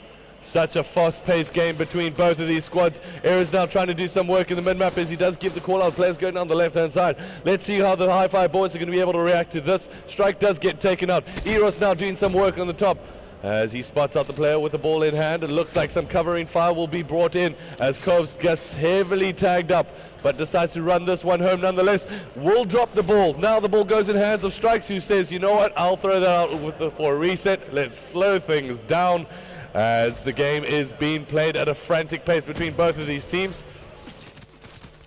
Oh, wow. Frosty, a little bit of movement problems there as he does fall off the map. Yeah, it falls off directly off the map. However, the boys from Energy Esports, we can see Nick, they've just got position again. Jakes is obviously running through their green routes, and he goes for a 1-point throw. And there we go. Kov's coming up with a 1-point throw of his own, extending the lead for the team of Energy Esports. Drewski's going to be able to come up big on defense there, as it looks like Energy still managing to maintain that map dominance. Frosty, oh so big with that SMG in hand. And it looks like, I believe that Strikes in mid-map doing some work. He does pop, but doesn't connect, it seems, as it looks like he will be able to pick up the assist, however. Yeah, obviously in terms of High Five Strike heat wave diameter, it just fell short of his opponent. High Five Drewski with a massive 2-piece, unfortunately gets traded out by his master Jakes. Strikes now furthest forward for his team. He needs to try to pull off something here, deciding to, it looks like a bit of an OE for his team. Not too sure about that placement or positioning, as Jakes will be able to pick off Strikes. It looks like we've got a confrontation. Eros comes up and big in top of that gunfight. Now it looks like Jakes is going to be able to roll his way through the middle of the map. Era going to be able to do some damage of his own as Jakes waits for some support from his teammates, decides to duck his way out of there as Vadex is going to be able to come up with the kill. Such a frantic pace being played between both of these teams, Tiana. It is, it sure is, Nick. I'm wondering now if the boys from High Five obviously just needed those 2 games to warm up, and then now they can actually put their gameplay into play. and make it work for themselves, as they are only a deficit by 2 points down on the worst side of the map. All right, now Era trying to find the kill, trying to find the placement as he does pick up this ball in the middle of the map. Will go up with the satellite kill. This is going to give him opportunity as he does have that satellite. He does also have something in hand. Oh no, drops active, come out at the wrong time. Strikes, however, is going to be able to pick up the ball. Will he throw it to his opposition? Oh! And the ball will get reset there. As narrowly missing out, as Frosty will pick up the ball in the middle of the map and should have an easy capture for his squad, throwing it away literally at the last second. At the last very dying seconds of the map. Wow. That was extremely unfortunate for Strike. Obviously, he had the intention in mind that he was going to have a catching ball game there with his opposite number. And some big plays being made there from the lads from Energy Esports. And taking a look at High Five, they're really looking to Eros to try control their slaying department. 15 kills to 11. At the moment, the other lads need to try pick it up. Take a look at Energy Esports. Almost every single player except Jake's currently with a positive KD ratio. 6-2 in favor of Energy Esports. Still a very tight game. Remember, running in a capture with the ball in hand will score you 2 points. So essentially only 2 captures away. But when you're facing an Energy Esports squad, that is an uphill struggle to say the least. It sure is, Nick. However, the boys from High Five are currently on the favored side of Breach uplink. All they're 2 down currently for the boys from Energy Esports. All they need to do is just focus on the running routes on the right, and they should be able to tie up and even potentially get the lead. The ball, however, does get dropped in the mid-map. This is going to give High Five an opportunity to try push forward. Eros needs to come up big with some defensive plays for his teammate here. This is going to be Era coming up with a 2-piece, and just like that, it's a 2-point game between High Five and Energy Esports. Here, a big play's being made by Drewski, comes up with a big 2-piece, putting up a lot of contestation going on in the middle of the map there. We do see an OE that has been occurred there throughout the back lab, Nick. This is going to be a big play by Robs. And he lands it. And he does land it, so the ball will get reset once again into the middle of the map. High Five need to try come up with some big kills and end off the game exactly how they started it. Yeah, kudos to King Cobbs there on his throw. Obviously doing a lot of homework back at home in terms of the routes with those 1-point throws. Cobbs once again with ball in hand, trying to make his way forward. 2 kills being picked up by the lads from Energy Esports. Should give him an opportunity to try and push through. Does use his heat wave here, and just like that, scores himself a 2 capture and gets the kill. Turns around and says, you know what, I'll just rub it in your faces, ladies and gentlemen. 9-4 currently in favor of Energy Esports, who almost essentially double the score of the team from High Five. Alright, so we jump on board with Eros now in the middle of the map. Going to be able to do some damage here. Drewski, however, cleans up the kill for him. 2 big kills being picked up from High Five, who are trying to rock their way forward here. As the smoke grenade, I believe, does get thrown up. No, that was the EMP. Era now in a 1v2 situation with ball in hand. How is he going to play this one? Throws it, doesn't connect there. Difficult throw with the arch of the ball. As Jakes picks up the ball on the left-hand side. Now going to be able to try run this one home. 3 minutes left on the clock as Energy Esports look to extend their lead here, looking oh so strong on this uplink. Damage will be taken as it looks like Energy just getting the squad, the defensive squad rolling in as Jakes jumps on top of the head of his teammate to give him a little bit of a boost and gets in to score that capture. Strikes, however, going to turn around and try to turn things around for his squad. Now rocking his way home. He's got it left all to do, probably has to go for a 1-pointer and does the smart move there for his team. Teammates now need to regain control of mid-map, which is going to be quite a difficult task, but Era's going to be one that's seemingly going to be stepping up to the task, will fall down to the fire of Kovs. And just as easy as that, 3 down for the boys from High Five. Unfortunately, they do have momentum in hand. Eros coming up with 2 big kills in the middle of the map, just holding things down for his squad at the moment. Eros looking to his teammates to come up with some big kills. There is still time here, but with the likes of Energy Esports and the amount of kills they're getting for the squad, just coming up big. Oh, almost managed to secure the 2nd kill there as Cobbs has run out of armor, but look who's there to defend for the squad. It is none other than the man Jakes, protecting for his teammates there. And it looks like this is pretty much a foregone conclusion unless High Five Gaming pull off something quick. Yeah, they do have the potential to do so, Nick, as we have witnessed yesterday. High Five Eros currently clear running routes to get potentially a 1-point. And unfortunately Oh. goes for the two-pointer and falls short, Nick, of gaining actually any points. At that point, you feel like he had to go for the two-pointer just because of the deficit that the lads from High Five are facing. Coves, however, will get taken out in the middle of the map. Jake's now just holding things tight down for his squad. Frosty, active camo, will be able to come up with his second kill there. Strike's going to be able to trade that out in the middle of the map. 1 minute left on the clock, and it looks like Energy Esports still staying strong. Energy Esports currently with an 8-0 advantage, Nick, and they are just dominating. As we can see through the kill feed, 2, 3, 4 players dropping down like flies from the boys from High Five.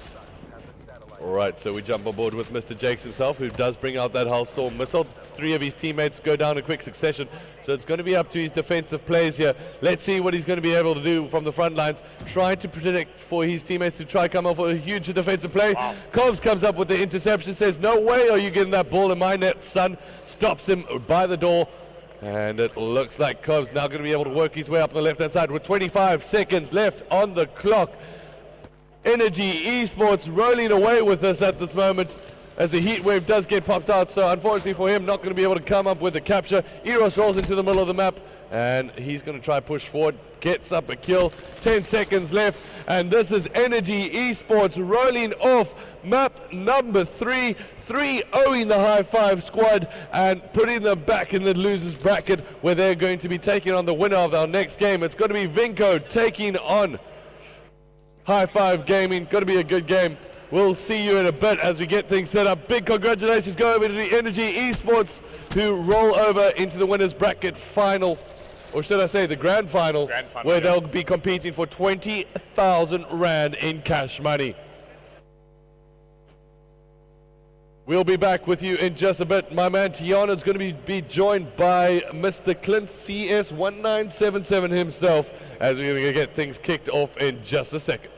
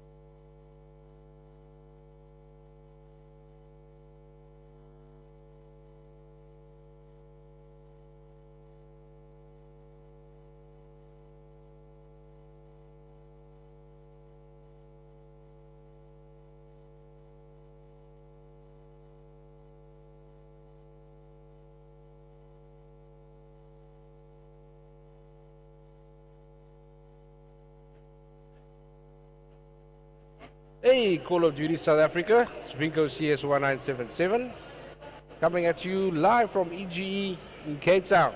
I'm sitting here with my man Tiano, Yes. Tiano 10ZA. It's been a while since we last spoke, my friend.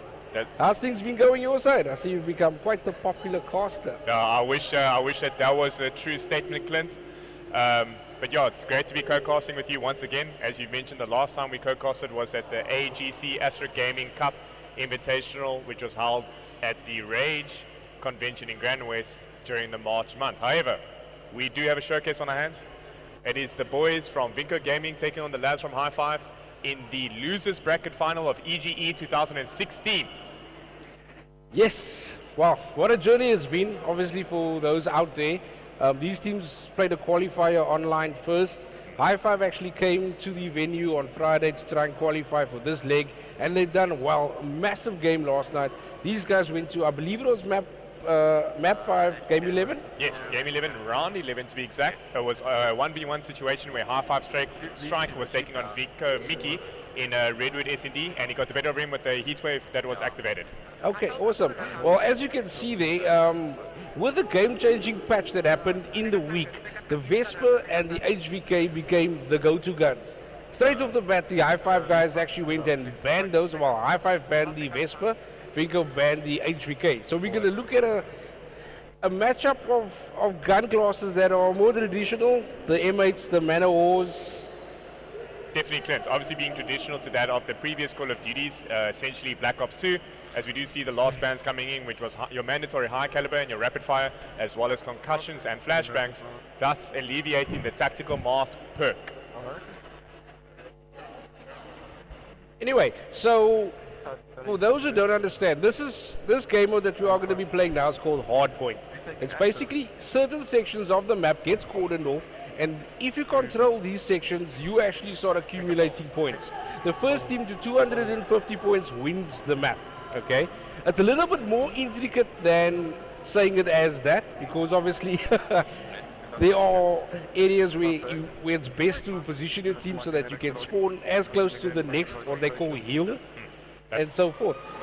Off the bat, what do you expect these teams to be doing right now? Obviously, with the hard point being right in the middle of the map.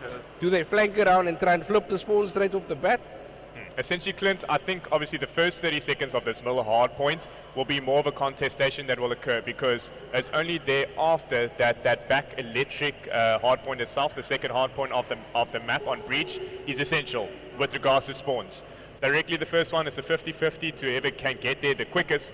Thus, I think the scuff controllers and the paddle boosting will come into huge effect. Obviously, it's a 50-meter sprint, basically. Yeah, basically the half-patch G-slide. Yes. Because I know in previous iterations of this very game, obviously the game gets an update every few months, and they take out some things that they feel that is a bit overpowered. Yes. So with a G-slide, basically making it more difficult for guys to G-slide. It's obviously those technically gifted with a scuff control that are able still to complete that move. That's correct, Clint. And getting back into the game, we do see the specialists obviously being picked by the various players. Hi-Fi Srivsky with the kinetic armor is opposite number, and Miki Talib with exactly the same. The only difference that I can see, Clint... Scythe and Annihilator. I actually had a little chat with Jakes about this earlier, where the Scythe, it does restrict movement. Yes, you know, it does. And also for it to warm up that initial buzz, it does allow the people in the gunfight, obviously the guy with the gun, allows him to actually put some hits on before the Scythe actually starts firing off. But once it gets going, it's deadly. It's dead, yeah. There's no way in stopping the line of sight of a Scythe, to be exact. But you are correct, Clint, because obviously all these players with regards to their current primary guns attach that stock variable, yes, which allows you to obviously strafe 2 times faster than that of not obtaining the stock variable. With the Scythe, I think obviously, as you mentioned, the different nerfs and buffs has definitely been nerfed tremendously, yeah, from opposed to when it was introduced to the game initially. So just to get it out to the fans, this is the start of the losers bracket final. We've got Vinko Gaming in yellow and Team High Five proudly in pink. Kicking it off, we will actually start with the guys from Vinko. We go with Vinko Twist. I'm not being biased. That's just where it landed. And 15 seconds, these guys are going to start their way to, I'd say, an 8,000 rand difference in prize money. Wow. A lot of money, Clint. It's a lot of money. It's a big game for these boys. Obviously, Energy Fear waiting for the guys in the final, and we are off right now on board with Vinco Tours. And off the bat, you see they're pushing straight through the middle, but High Five already have set up in the middle, so obviously their G-slide has been good. However, the boys from Vinco Tours coming up big there. Three kills in the space of 10 seconds. 10 seconds, that's exactly correct. As we have seen, a double rotation of the boys from High Five obviously being eliminated. Vinco Gaming with total control with regards to this middle hard point. The boys from High Five are obviously just trailing off spawn, and now they basically need to regain possession, Clint. Yes, okay, you know, this map itself, or this mode itself, hasn't always been the favorite of the guys from High Five. However, they have pulled off some surprises, and last night some of the maps went in their favor that we thought would go in Vinco's favor, and vice versa. So initially, the start isn't always the be-all and end-all. As you can see, they're right back in the game, and this is the game of hardpoint. You can be up 200 to 100, you could still end up losing due to another team just having the best spawns and making the best of the situation in the map itself. That's correct, Clint. As we can see now, obviously Vinco Twist, or might I rather say High Five Strike, just holding down the next hardpoint. Clint, this hardpoint is extremely essential. Unfortunately being taken out by Mickey Talib, who now currently has control. And unfortunately, he was alone there, but his teammates have started spawning up, and at the same time, the guys from High Five are trading out the kills. We've got Dams not doing really that great right now, and but the slaying power on the Vinco side is trying to cover that fault for right now. They do have the lead, they do have a little bit of control, but obviously Drew popping out, he should get that kill. Oh, he gets a two-piece. Drew, can he break this heal for High Five? This is essential because he gets taken out. There is a team kill though from Eda. Small mistake like that can cost you the heal, and Vinco have control once again. Great work from Drew, came to nothing due to the team kill. That's obviously trying to pinch it. With a heal like this, where you've only got two entrances, it's going to be very difficult not to shoot your teammate if he's standing in the way. It sure is, Clint. As you can see, great collective teamwork by the boys from Vinco Gaming. And now we have moved to the Palace Hill, where the boys from High Five seem to have complete control over this map. However, Drewski once again with the massive two-piece, and Erev essentially making 3 Vinco Gaming players eliminated. And this is the thing with the High Five guys, they are a team based on hype. Yeah. You know, Drew is now, he's motivated now. They came out and they lost. He's on a streak. He's on a 5-kill streak. He's got his HCXD. The Vinco guys are slowly but surely trying to break him, but Drew's getting the call outs. He's knowing where to look. He finally gets taken down. There was a massive heal for him. They kept 30 seconds of the heal to bring the game right, to bring High Five right back into the game. That's exactly what it is, Clint. Now we do see Mika Talib, obviously the prolific OBJ player for, unfortunately he gets taken out for Vinco Gaming. High Five Freaks. Vinco Freaks left in the map. And now we just see a lot of trading, Clint, a lot of contestation, a lot of trading. Yeah, obviously, because obviously this next heal, this is in your thoughts now. Do we rotate now?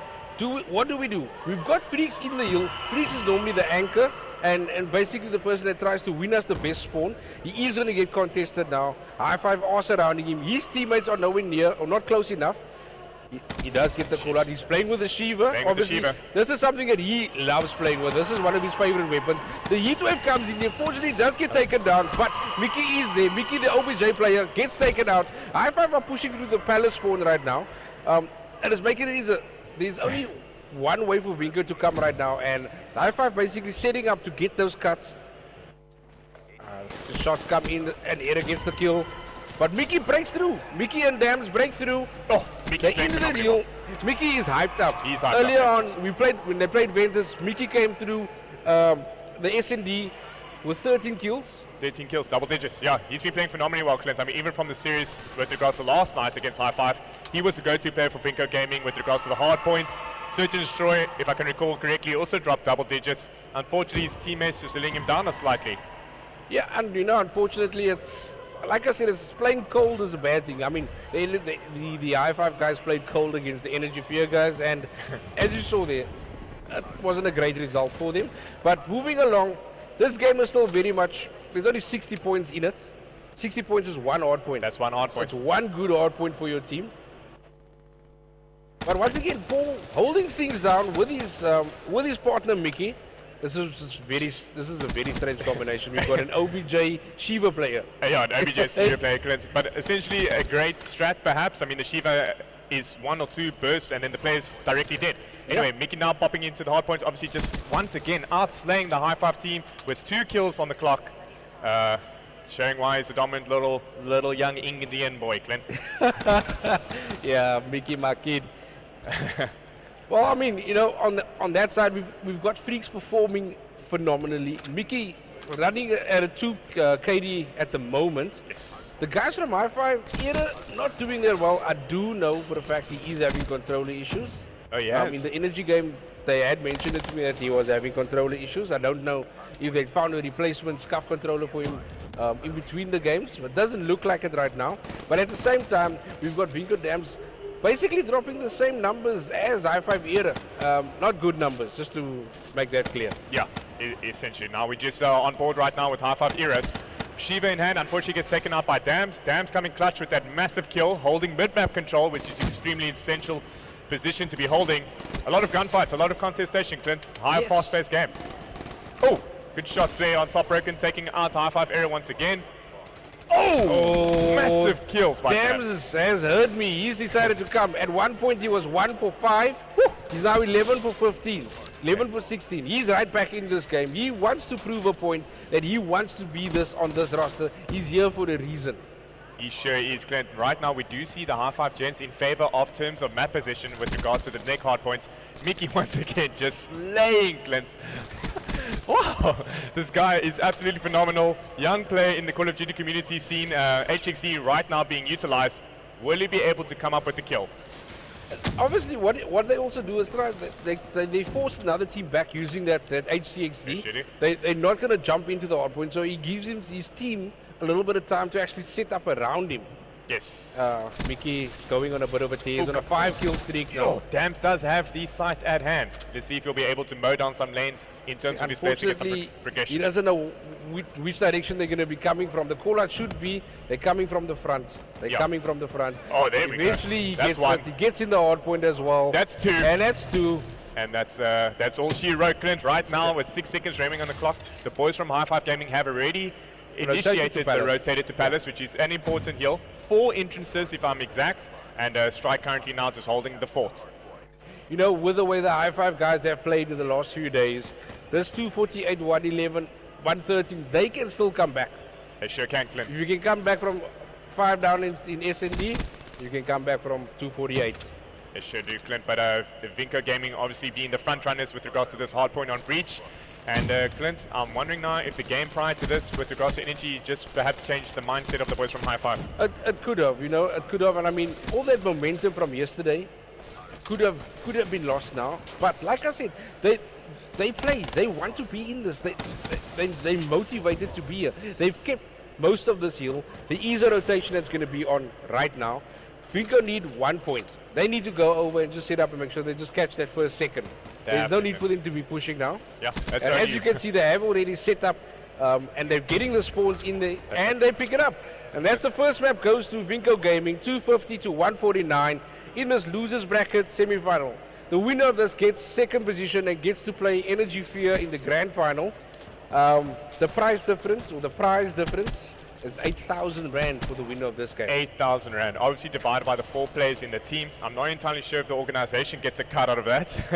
We don't do that. We're not in a position to do that yet. Obviously, once we can start paying these guys salaries, flying them around the country and let them do what they need to do and concentrate on that, then maybe, you know, organizations also need to make some ways to recoup the money. But I mean, for now, we just let everybody play and be friends and give us something to support. That's true, Clint. I definitely agree with you on that one. So, the HP? Yes. True to form, though, you know, the hard point has never been the Hi-5 guys' strong mode, right?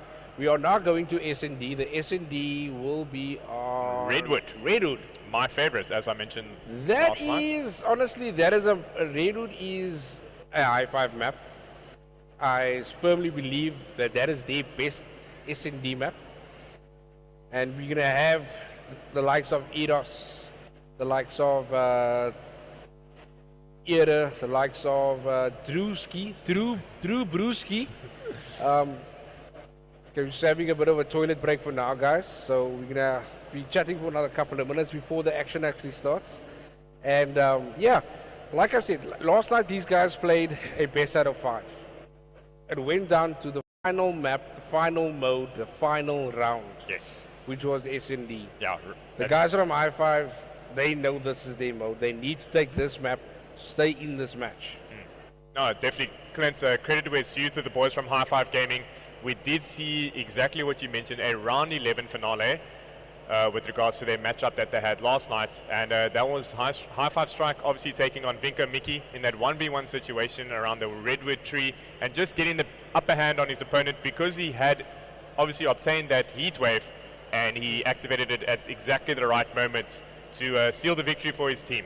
Yeah, talking about Eros, I spoke to one of the older gents in the competitive community this morning, and his word was, Eros has been the best player at this tournament this weekend. I agree with what his statement is. The man has been phenomenal, Clint. We were speaking about him earlier, myself and Nicholas Holden, obviously, and we said that he came to this tournament to set a point for himself, to prove a point that he is a T1 player, obviously coming off his first-hand experience at the Astro Gaming Cup, gained that initial experience, and now he's put it to the tables and put it to the test, and he's one of the best. Yes, and once again, everybody knows this, but his internet doesn't help him at all. No. Strike. He's come in, he's played phenomenally, he's been under the radar for everybody, but he's one of the best sub players I've seen. No, he is, Clint. And he's only 16 years of age, so he's still got numerous years ahead of him to enjoy the competitive Call of Duty scene in South Africa.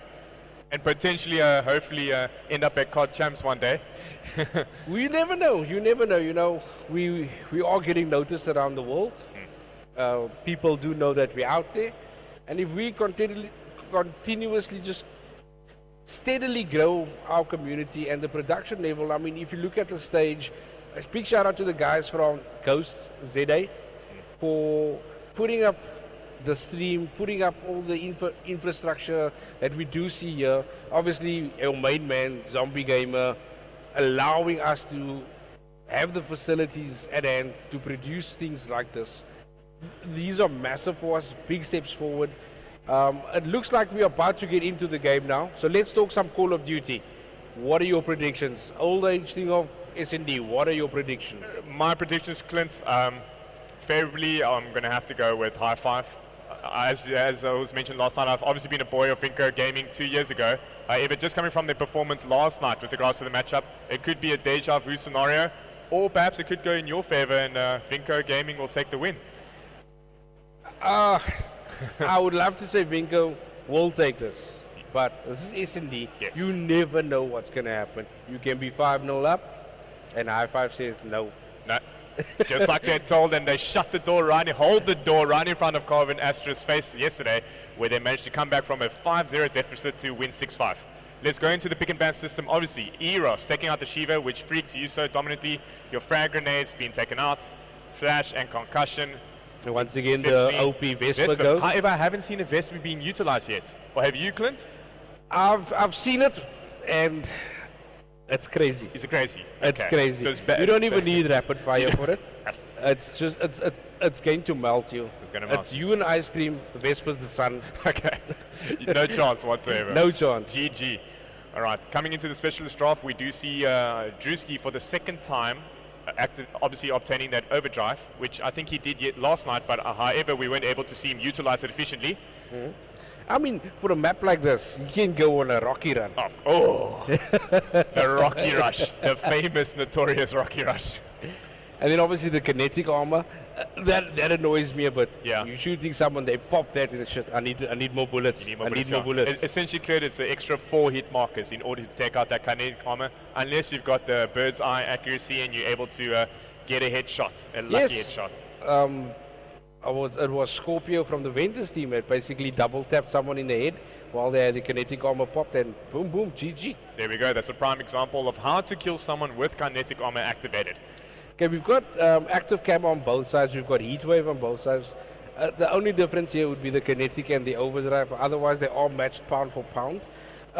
With regards to the bomb carrier, have we been set bomb carriers for each team that you've noticed? Ooh, Clint, now you're asking me a question that yeah, definitely, if I can recall correctly, from the Vinko team, it must have definitely been Twist, and from High Five team, if I can recall, it was a Era, and sometimes I've seen a Drew rotating around with the selection of who's going to be So it's planting the bomb. basically the old age duo. Yes. It's funny how Andrew has had a duo on Call of Duty since the start. It was always Rory, and then it became Morgan, then Rory retired, and it's back to Morgan. So he's always had the support. The two of them have been playing together for such a long time. In S&D, they know exactly who's doing what and where they're pushing. No, that's fantastic, Clint. I mean, basically, they wouldn't even need to call out to one another from the back of their head, from all the experience gained throughout the numerous years of teaming together. They know exactly where their opposite player is. Exactly. You know, it's a little bit. I would say it's a little bit difficult for the Vinco team. Obviously, only picking up Dan's on Wednesday. Yes. Not Wednesday, but Tuesday. Not having much time to actually get into game and go through strats for the search and destroy itself. Which, as you know, if you don't have a strat or if you don't know what your teammate is doing, you're lost in the order. And this is where communication comes in 100% of the time. So, for those out there that don't know, S&D, search and destroy, you've got two bomb plant areas. One team has the bomb, goes and plants it, and then tries to protect it until it blows up, and that's how they would win the map. The defensive team, their job is to obviously make sure that the bomb plant does not go down. There's two ways they can do that. Frustrate the team long enough that they run out of time, or basically go out and slay the team till obviously still there's no one left to defend the bomb site, or at least to go and plant the bomb. That's correct, Clint. Let's go on board with High Five Eros. Eros. Seeing he's been the MVP for most of this weekend, we'll jump on board with him. He's rocking the Vesper and the Ripper. No, I think active camo. Exactly. Active camo. I think the image just portrays the Ripper The himself. Ripper, okay, yeah. Spectre, whatever his name is. Exactly. What is active camo? It's basically the cloak of invisibility. That's it, the Harry Potter cloak of invisibility going to be activated hopefully without the remaining rounds. Okay, and straight off the bat, Vinco basically pushing 4 of their guys over to the one side of the bomb. Okay, we see quite a cute angle right here, Clint, of High Five Eros, obviously doing his homework with regards to the NA EU scene. High Five Mickey, a fabulous snipe, being taken down. That's 2 players down for the boys from High Five Gaming with the fair in hand of Vinco. However, Freaks gets traded out. There is a trade for Freaks. It's going to get a confrontation right now. Oh, up. Mickey taking it out once again. Mickey with 2 kills. He finally does go down. It's now a 2v1 versus Era. Era, not a new situation to be with himself in, Clint, as he's obviously experienced this numerous times. He is coming up against the likes of Dams and Twist. So let's Which see. is basically, like, hopefully the captain will be able to coach the young'un into the right position. But we do have Eris putting in great shots there. Obviously, his favorite weapon, the M8. Unfortunately, Dams with the M8 comes up clutch, takes him out from the bridge area. We do now have the High Five team picking the bomb up and taking and choosing which area they're going to attack now. Basically, the S&D itself is the round swap every time. You will attack one round, you defend one round. So now we're going to have High Five on the attack. Do they do the same strats they've been doing all weekend? Obviously, the strats the Vinco guys have been watching them do. That's a possibility, Clint. Just a huge credit to it's due to the boys from Vinco Gaming. Obviously, portraying the bait and switch situation perfectly well there with regards to top bridge. Currently, right now on board with High Five Drew. He does have bomb in hand. And he's just obviously progressing towards the bridge area, trying to get map position. Yes, Twist has gone down. Strike has picked him up. There is a gun battle here right now. Unfortunately, the smoke gets popped. Smoke gets popped. Not entirely sure how it got there in the first place. Yeah. Okay, bomb has been planted now by High Five Drew. Basically, what you need now is that the boys in yellow have to either go out and outslay or kill all the guys from High Five to have a chance to defuse the bomb. It's now 2v2. It's now a 2v1 once again with the boy Era. Era brings it to 1v1. It's Vinco Freaks versus High Five Era. Bomb is down. In favor of Vinco. Another 13 seconds to actually get down to the bomb. Oh, he picks it up. Does he get to the bomb in time? Yes. Yes, he does. What a play from Vinco Freaks. Clutching up that kill, able to defuse that bomb itself, and there we go. Vinco Gaming 2-0 up.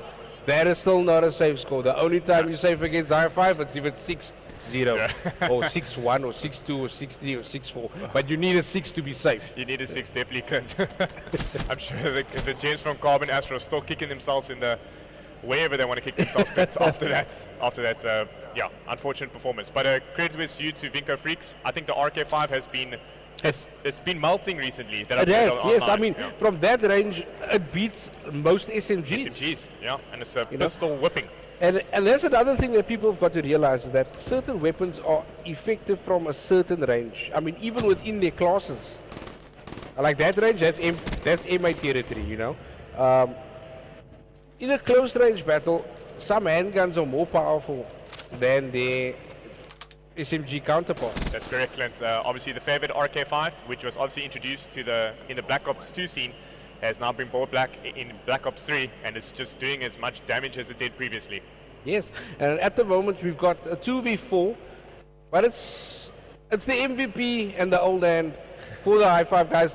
It's once again it has been dropped down. Oh, unfortunately, he basically got a little bit of prone block as he turned to walk out the door. Yeah. And yeah, unfortunately the boys from high five leaving Error with a little bit too much to do in each round thus far.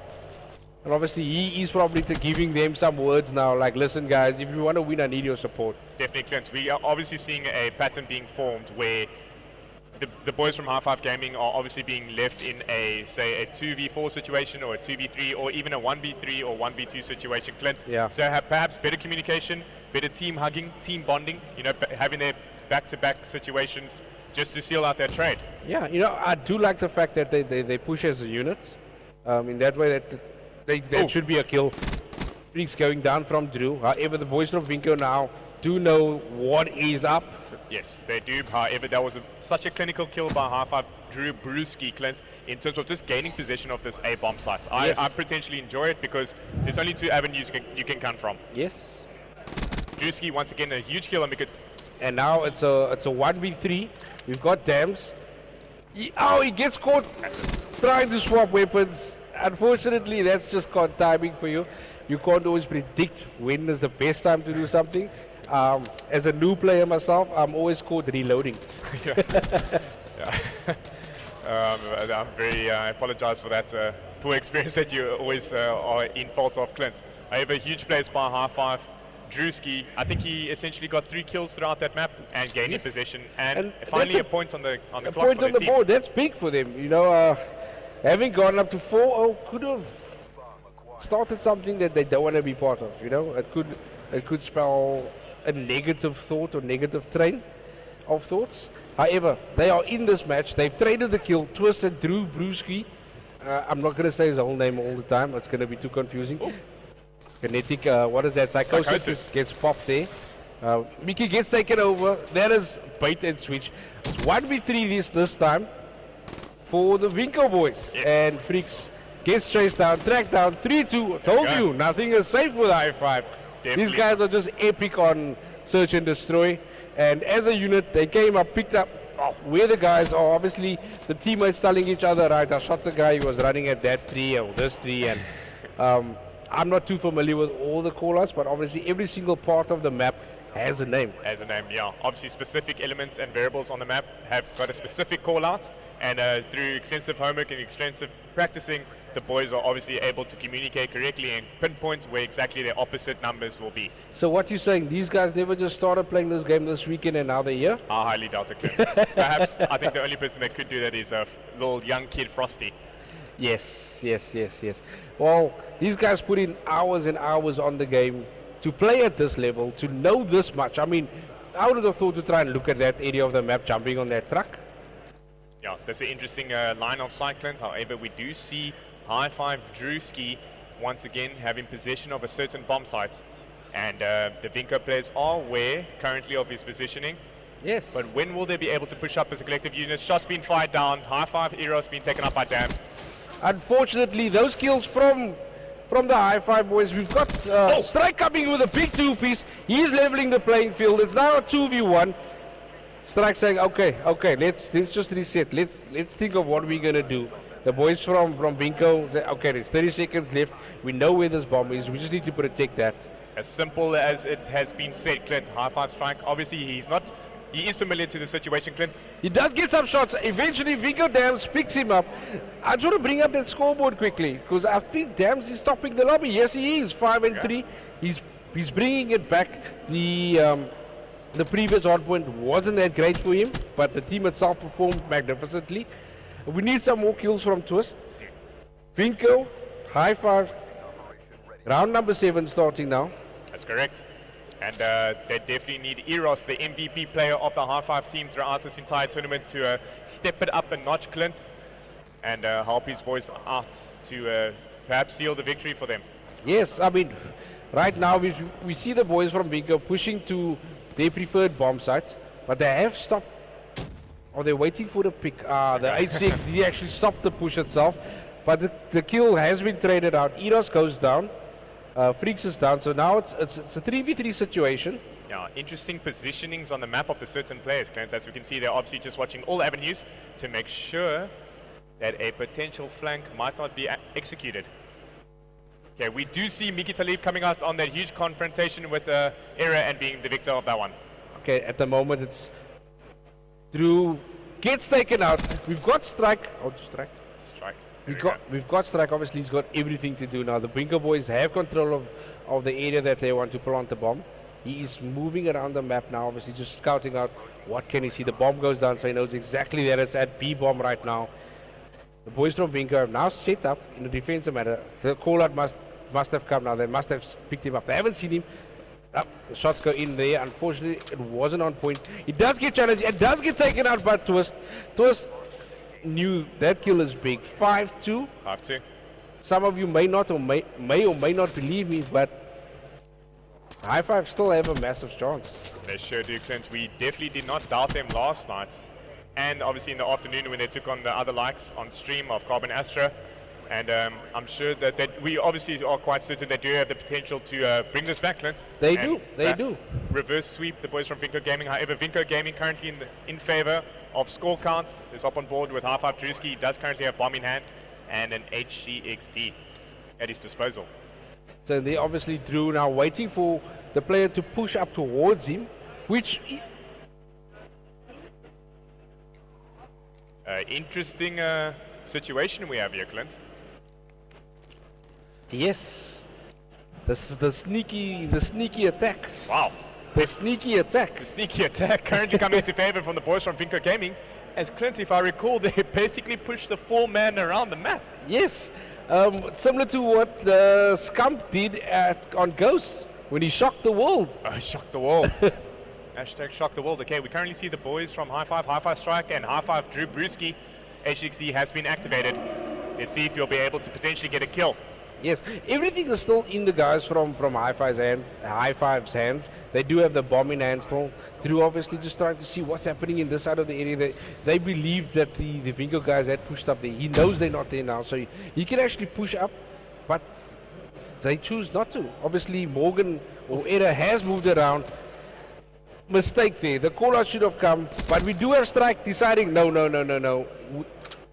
We are going the way I chose. Yeah, 7 seconds on the clock, Clint. He's definitely not left with time to play. Unfortunately, the heat wave comes in, and Vinko takes it 6-2.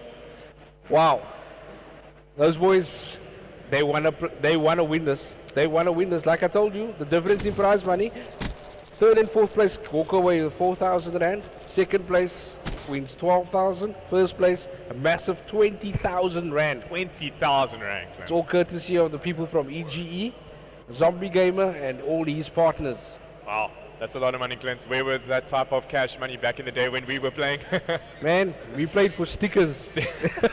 Bragging rights, basically. Yeah, I didn't even want a t-shirt, but these guys are kitted out to the max, looking like sports teams, wearing their colors proudly, obviously making themselves a lot more distinguishable. They are definitely looking professional, as we are basically bringing the EU and NA traditions here to South African Call of Duty with team jerseys, signage, branding, and looking to the T and looking exactly professional to represent their brands. And that's what it's about, you know. Gaming or esports is not just a casual thing anymore. No. It's a multi-million-dollar environment, and for people to be drawn to it, it needs to have some sort of structure. Like the NFL, like basketball, like football, you know, you're a Chelsea supporter, proud Chelsea supporter. I support Leicester now. Excuse me? I support Leicester now. Oh, you're a Leicester supporter. Well, I'm a bit confused now. So can't they go to the wrong club then? Yeah, I think you did. Well, that being said, obviously these teams distinguish themselves, giving you clear brands to actually back and to back and support and follow quite easily. Obviously, our man Tiano is on Twitter. You can follow him at Tiano10ZA_ZA. Yeah, I think it's F3 Tiano now. Oh, sorry, But it's fine, F3 Clint. Tiano. Shout out to his organization, Flipside Tactics. It's a massive organization. And then obviously everybody that is involved here today at zombiegamer.co.za, at EGE_SA, and the guys that are actually transmitting this within the, well, to the YouTube channel, as well as also to the fans in the venue itself. Ghost SA_ZA. That's the one. Okay, so uplink on Fringe. We've seen this map with these two teams before, and I think currently it's 1-1. So I can't really call this, Yeah. but for the sake of entertainment, Yes. for the sake of high five, I'm going for high five to win Going this. for a high five win. All right, Clint, I am jumping on board on ship with you currently. However, it has to be said that Vinco Gaming in favor. They definitely have the advantage as they're currently 2-0 up against the boys from High Five Gaming, coming into the ban and protect voting stage. And once again, Afterburner's been...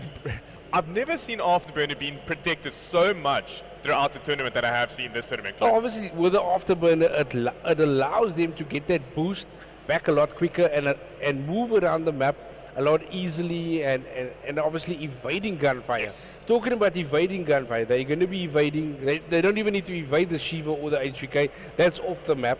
Overdrive, which is also an OP, I never saw Drew use it in the last map. That's the second time I haven't seen him use it, Clint. Perhaps the next time he ever engages in a search and destroy, you should rather just scrap that idea. Yeah, I think maybe Psychosis would work better for him. Possibly. Okay. Semtex. Okay. All right. So Frank and Nate still at the disposal. I have seen them using it. Suns utilizing and it quite a lot. flashes are there. Suns and flashes. It's a possibility, yeah. Obviously, we're going to see the trophy system coming into play. It's just basically a little mechanical device that takes away all those projectiles. Yeah, I mean, it's basically like a, I don't know if you've seen the series called Under the Dome. They basically put a little dome there so all the bad things can't happen to them. Okay, that's a great analogy, Clint. Thank you for that. Specialist drafts. We do see active camera being equipped by High Five Eros, Heatwave on his opposite number by Vinco Freaks, Tempest, honestly my favorite. However, I would have rather perhaps want to see Eros equip the Tempest as he did so yesterday and he used it efficiently, Clint. Yes. So we do perhaps see a change in that style of play. Maybe the boys from High Five have found a loophole in Vinco Gaming's play and they're switching up their strats.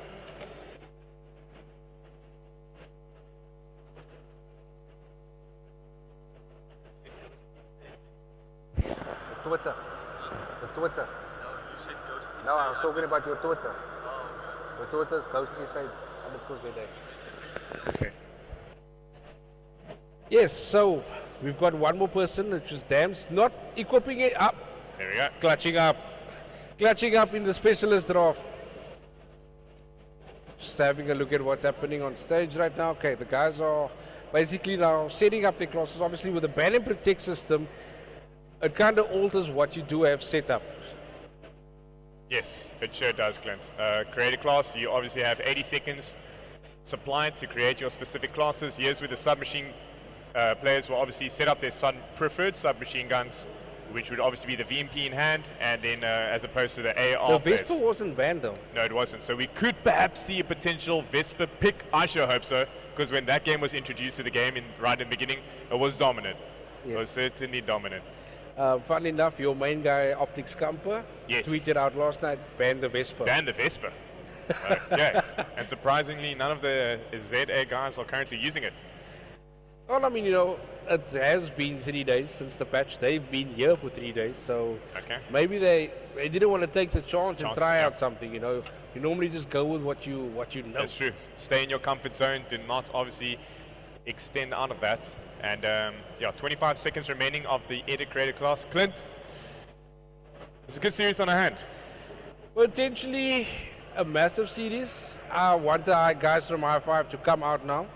They've shown way too much class for this to be a 3-0. Exactly. They were flawless in terms of their group stages throughout the double elimination bracket.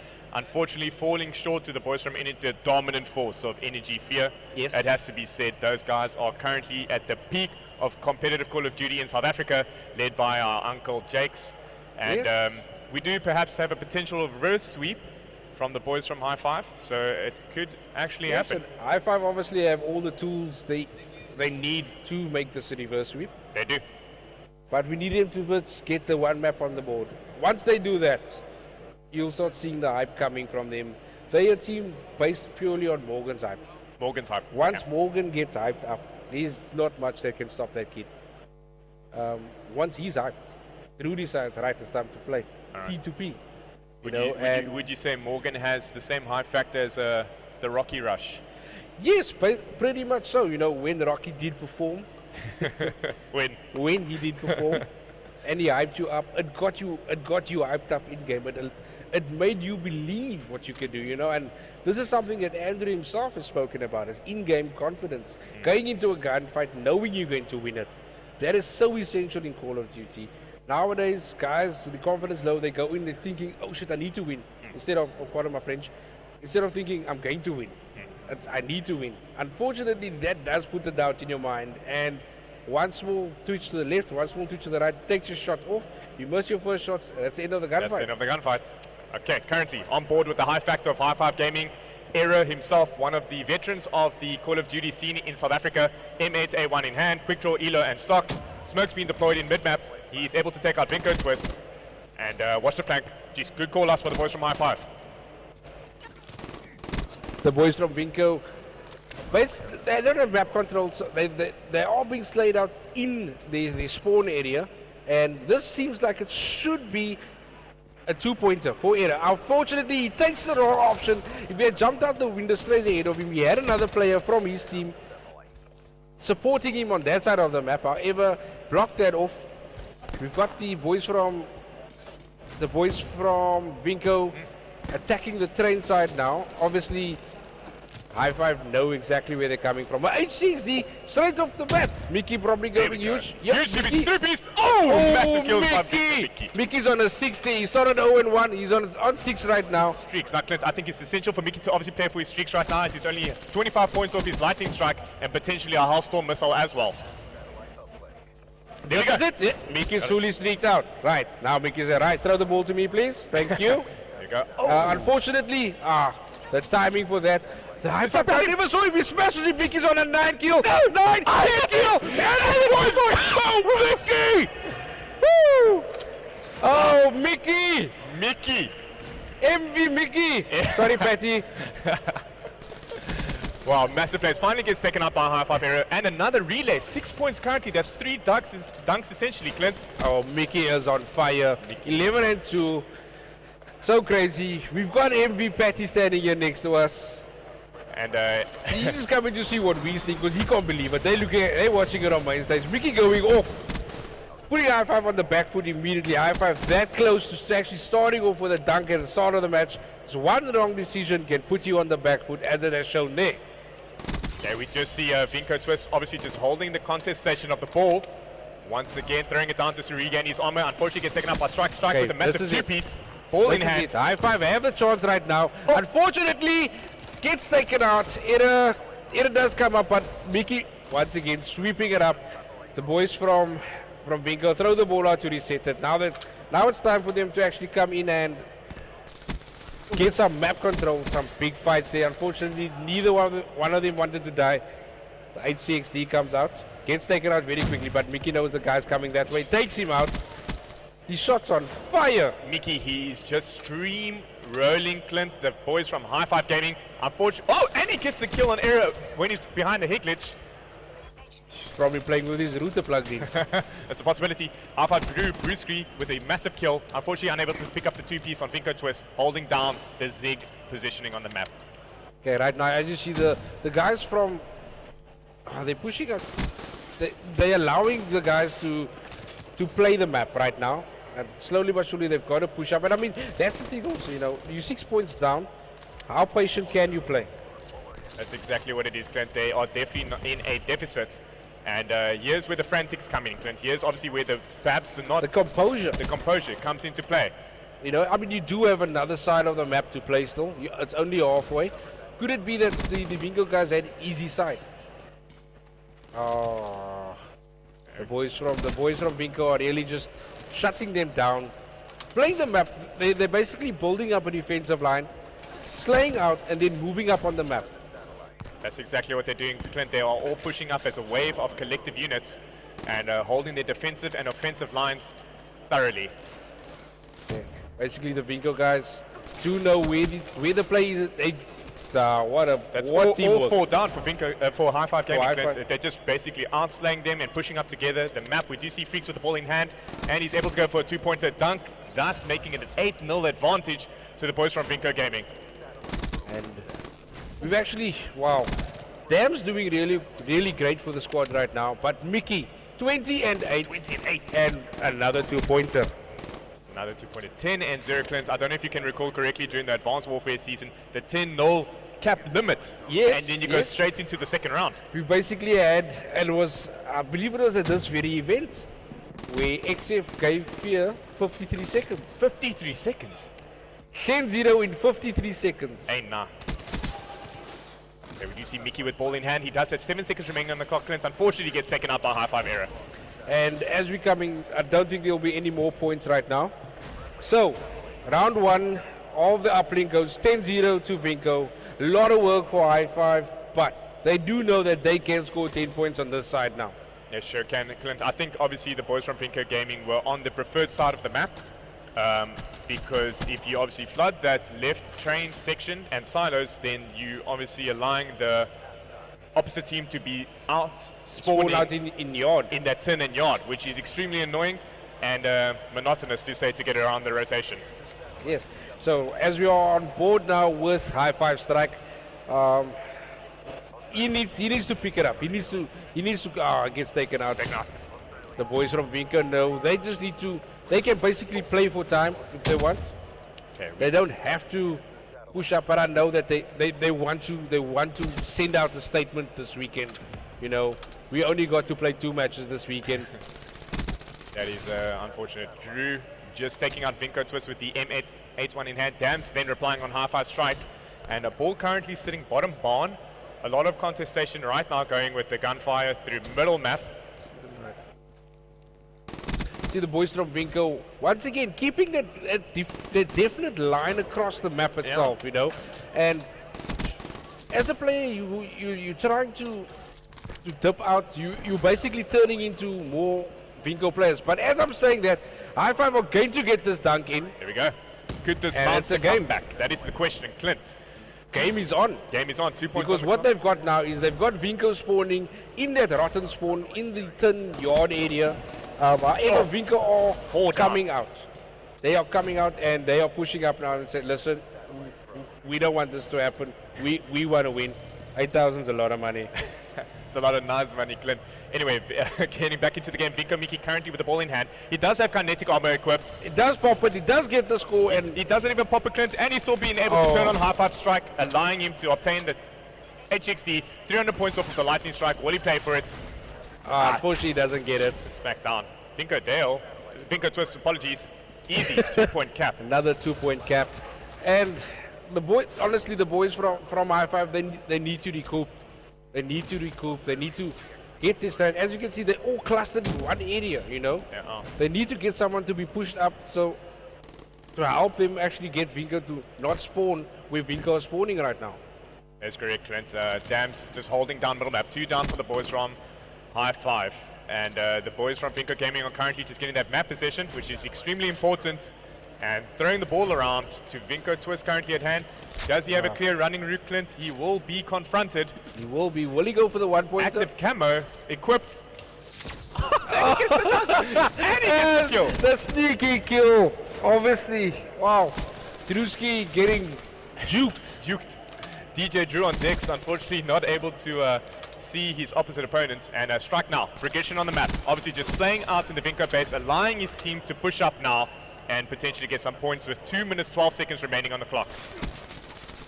There we go. Was it another dunk? Another It's not dunk. impossible. It's not impossible. Six dunks. Game is on. 2 minutes, 6 dunks. It's possible, Clint.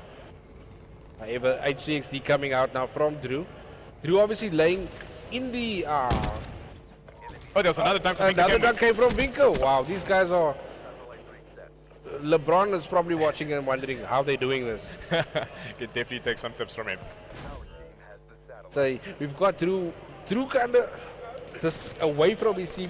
He's in the right position for his team, but he needs another teammate to push up and try and hold that area. They are coming through there now. Right. So what do they need to do? High Five have 1 minute and 25 seconds with which to score 6 times. 6 times. Unfortunately, HCXD from Twist comes out. The Vinco guys have been doing well with their sticks. Mickey's, what's that thing called? The lightning strike? Yes. That came in, it stopped the push. He then used the missile, Hellstorm the missile. Hellstorm missile. He used that, and obviously that also stopped the push. And there you saw the perfect use for the HCXD, obviously stopping the ball carrier in his tracks. And we've got less than a minute to go. You High Five, what are you thinking right now? I'm High Five right now, Clint. I think, guys, we need to maybe perhaps call it a day. Not these guys. These guys are going to continue pushing. They know what this is for, and unfortunately, with 30 seconds left, and if the ball gets reset twice, it's not going to be enough time for them to get any more points than what they do have right now. Saying that, Mickey, massive, 1 kill away from the 30 bomb, and 4 carries.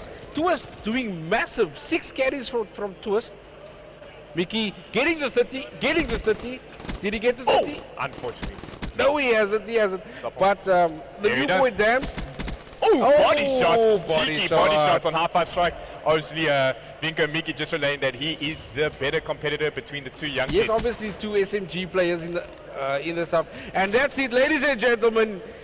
Guaranteed of top 2. Vinco Gaming take the win 3-0 versus High Five.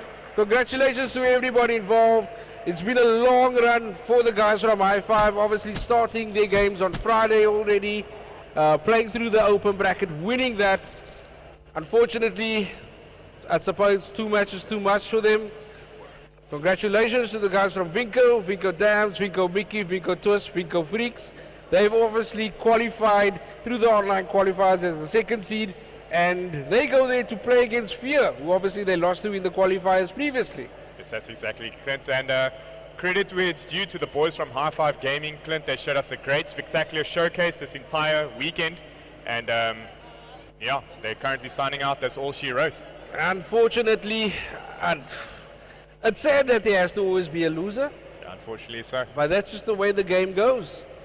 Anyway, guys, now that the secrets have been revealed, Vinco Gaming take on Ian Fear for the grand prize for EGE 2016. 2016. Besides the beautiful cash money they are about to obtain, Clint, I think it's all about the bragging rights. It's all about the bragging rights.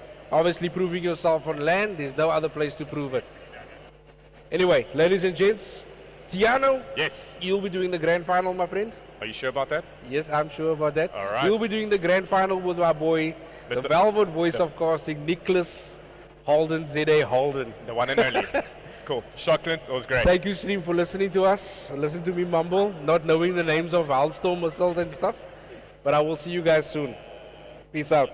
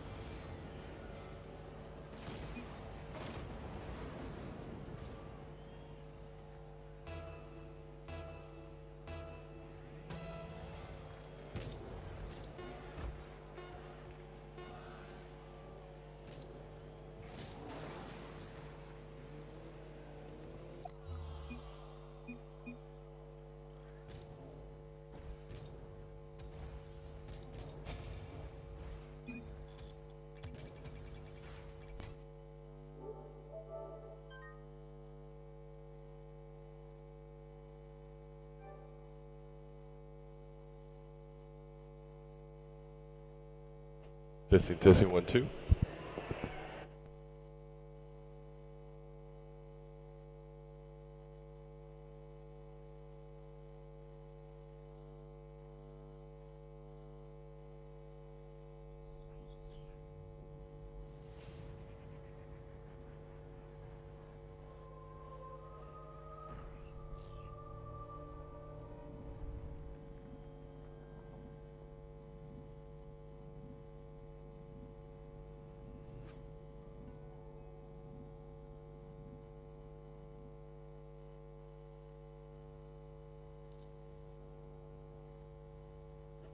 All right, we are a couple minutes away from kicking off the finals. It's Vinco taking on Energy Esports in this, the EGE Finals 2016. The winner's going to be walking away with 20,000 Rand in cash. Yes, you heard that right.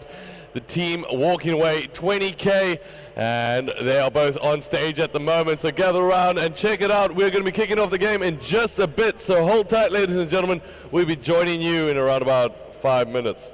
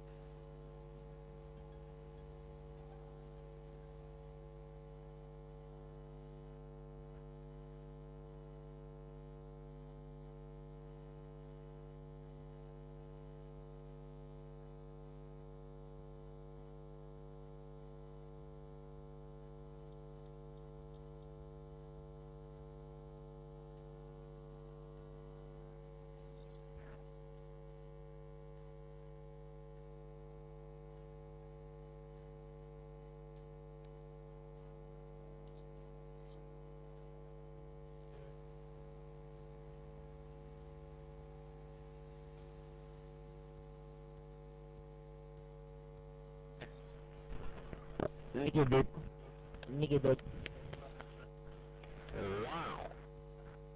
it French? No, right?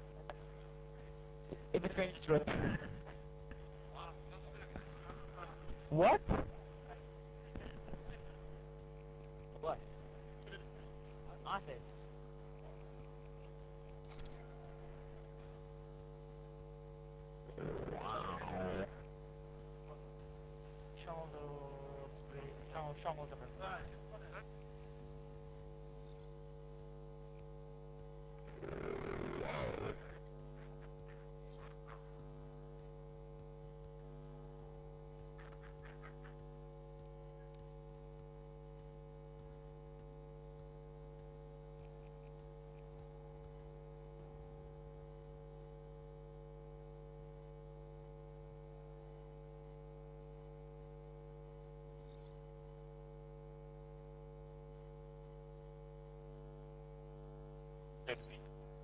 Really?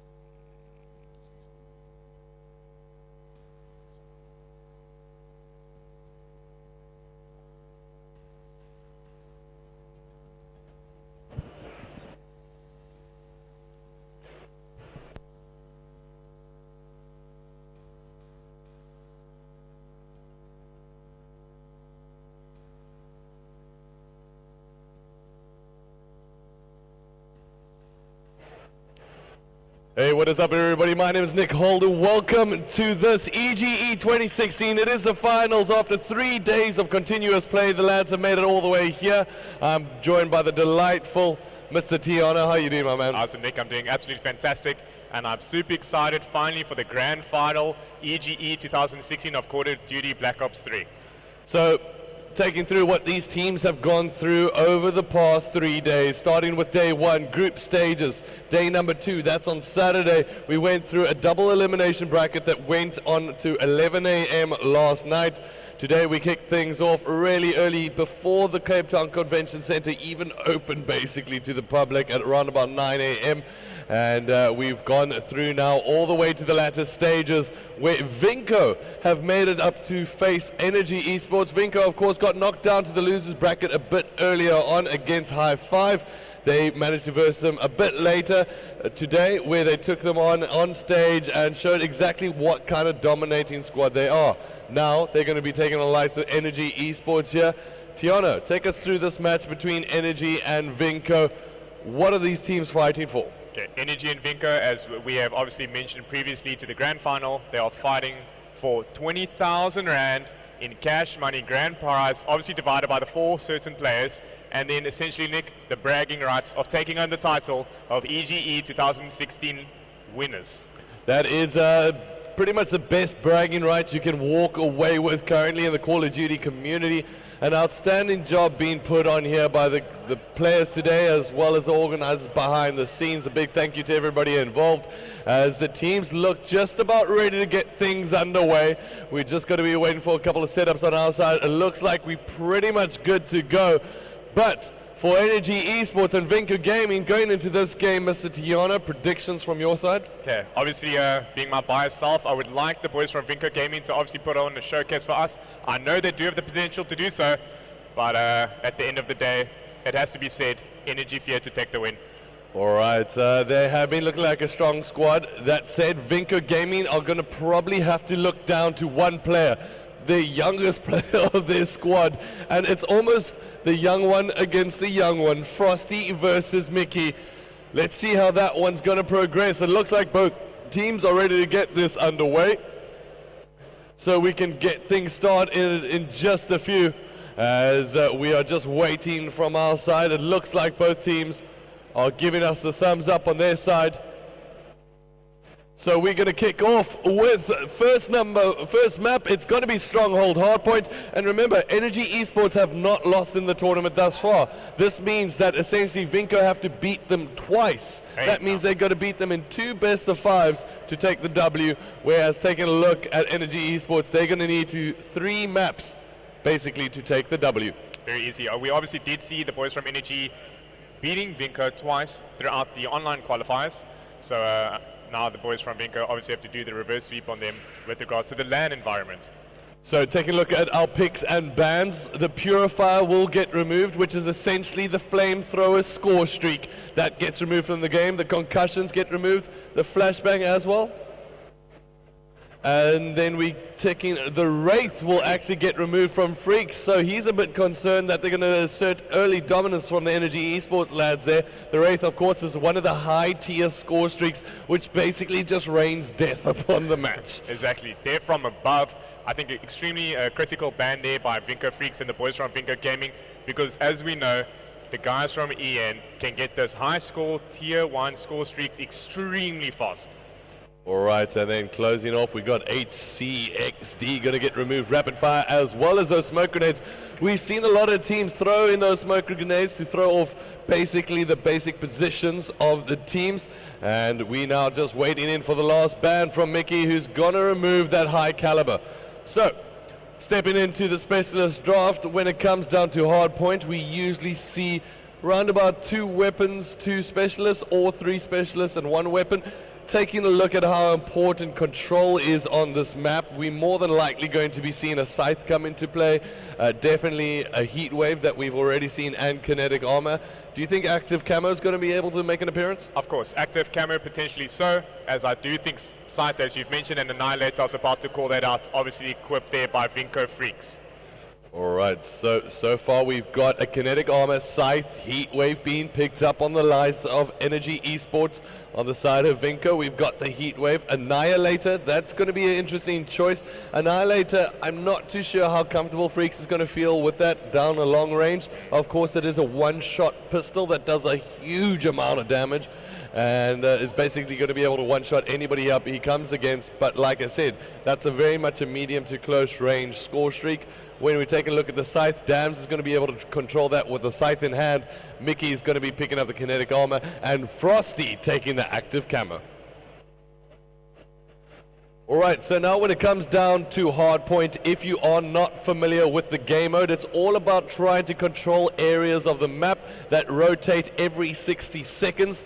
1 point will be secured for every second that you remain in the hill uncontested, and what that means is you're going to try earn 250 points for your team, and the first team to 250 points will of course take the map, or the team with the highest score by the end of time.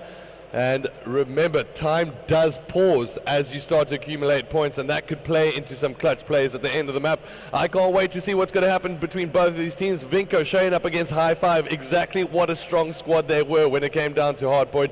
Energy Esports, we almost don't even need to say anything about them because they're just that good when it comes down to playing hard points. Now, these 2 Goliaths are going to bash heads, and only one will be able to step out the champions as these 2 teams change up their classes. Mr. Tiano, we were talking about that matchup a bit earlier between Mickey as well as Frosty. Yes. Do you think one can shut out the other, or do you think it's pretty much up down to the teammates to try secure those positions for their squads? Yeah, essentially, obviously, this isn't a individual team sport. It is a collective unit sport. However, both Mickey and opposingly Frosty, they do have the ability to do so, to take their team and put them exactly into their backpacks and carry it into victory, Nick. However, in terms of consistency specifically, I'm going to have to go with Ian Frosty all the way. All right, taking a look at the lads from Vinco, however, there's a couple of players we pointed out a bit earlier that need to try pick up their games. One of them, Dams, has got a little bit of weight on his shoulders at the moment. Really needs to step it up. We've seen him do it in Search and Destroy. I think we also saw him do it in that CTF, or was it the uplink against? It was definitely the uplink, I do apologize. Against High Five. Now, in this match, they need to have the game of their life, and they need to step it up quick, because Hardpoint is going to basically determine the momentum of how things continue from this point on. All right, so my man Tiana, who do you want to jump on board with? I'm going to give you the call out. So is it Vinco, is it EN, and who do you want to jump on board? All right, so I'm going to give Uncle Jake's the showcase of his lifetime, perhaps actually potentially one of his last lands. Let's give him a little bit rest of it. All right, so let's take a look at what Jakes is running as we bring down the class below. Kinetic armor, man of war. He's got that reflex sight as well as Fosmag's grip and stock. RK5 in hand, afterburner, fast hands, as well as blast suppressor. Yeah, currently huge contestation right now during mid-map. Obviously, two of the Energy Esports players have been taken out.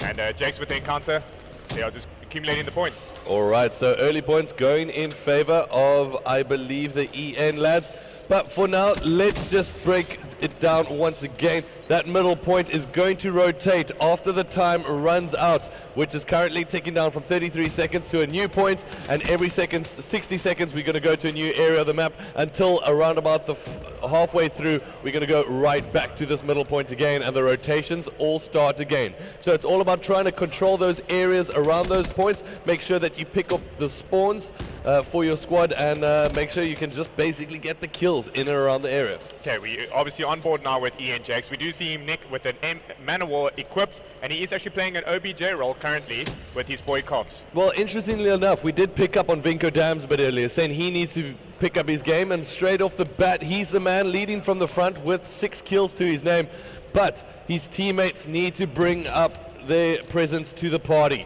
As Dams is now going to be rotating to the bottom of Mansion, spots out a player, will be able to pick up a kill. Turns around, unfortunately for him, Jakes is going to knock at his door and say, hello, I'm right here, going to be able to take over that hard point, and accumulating points in his top right corner for this team, as it's currently 50 to Energy Esports, 9 to Vinco Gaming, but still with a lot of game time on our hands, it's still anybody's game. Wow, Uncle Jakes obviously just destroying now, holding control of the bottom Mansion hill, and 38 seconds on the clock, and the boys from Vinco Gaming are currently struggling, Nick. He's only 100 points away from his Hellstorm missile, as you can see that on your right-hand side.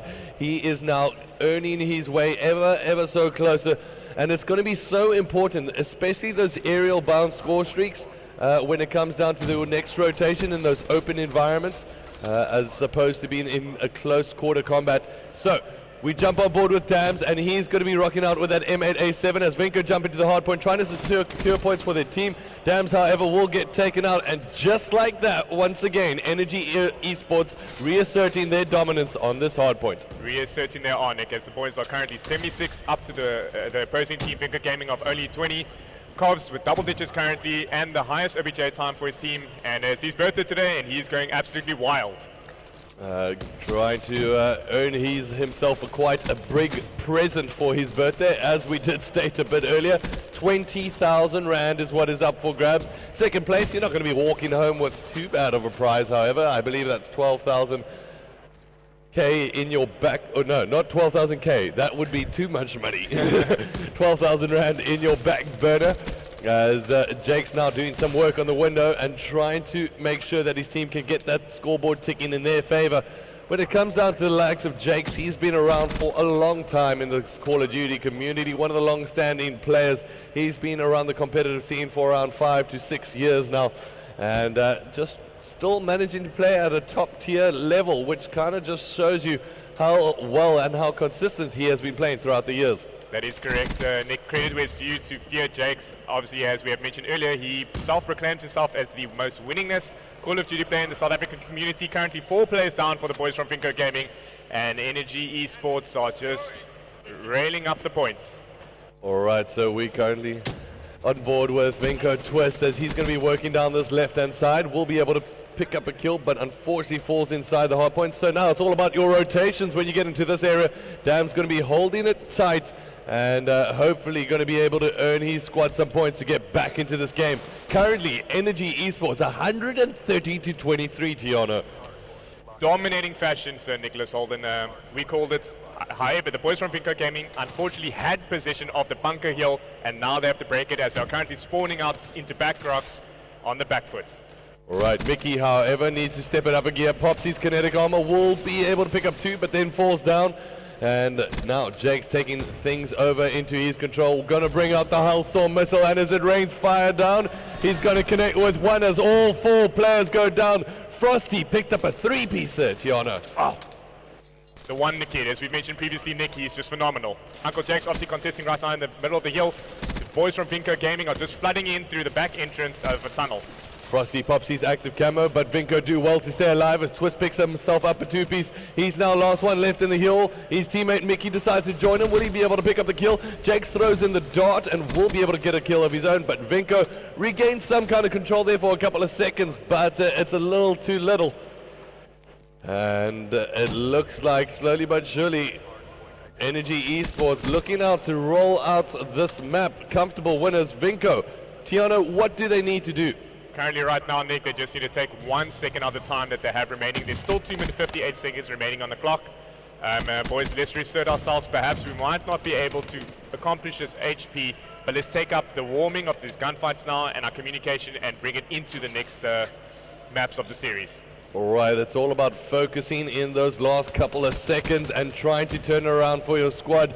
But right now, Vinko staring down the barrel of a very embarrassing situation of potentially finding themselves in the 50-point club. It's a club we like to refer to if you don't get yourself 50 or more points. Traditionally speaking, it's a 100-point club, but that's also looking like an option for them. So Vinko really needs to try get some kills, get some confidence, and that's what they need to reassert. Okay, yes, we might have lost the first map. We're falling behind quite quickly here. Let's get the kills. Let's focus on our communication and let's work our way forward here. We've still got a couple of maps after this where we can turn it around. But for now, it has to be said, credit where it is due. Energy Esports. And just take a look at the scoreboard. Once again, leading from the front is the youngest man of the team. It's Frosty, the 16-year-old that is just on fire. He's able to just once again prove exactly what a class player he is. Yeah, it's quite clear, obviously looking at the scoreboard, Nick, that the dynamic duo of Frosty and Cobbs is putting Energy Fear on the front foot, while Vadex is just simply making sure that they get those spawns and hold that certain map position that they require. All right, now scored 235 to 45, and it looks like if Energy Esports hold off every second inside this hard point now, that they're going to roll away from map number 1, and just showing exactly what a class unit they are. 249 contested, and it looks like we're going to go over to the next hard point just because 1 point away. Energy Esports taken 250 to 45. What a performance from the team. Wow. Absolutely amazing, phenomenal performance, Nick, showing why they are the most dominant hardpoint team throughout the South African Call of Duty scene. Alright, so we're going to be crossing over to map number 2 in just a bit. Let's take a look at the scores. 34 for Frosty. All around, they did pretty well for their squad. Every single player managing to remain positive. That's a positive KD ratio, mind you. And unfortunately for Vinko, on the other side of things, not one player managing to remain in that positive KD ratio slot. We're going to be crossing over to some search and destroy on Hunted. We'll be returning with you in just a bit.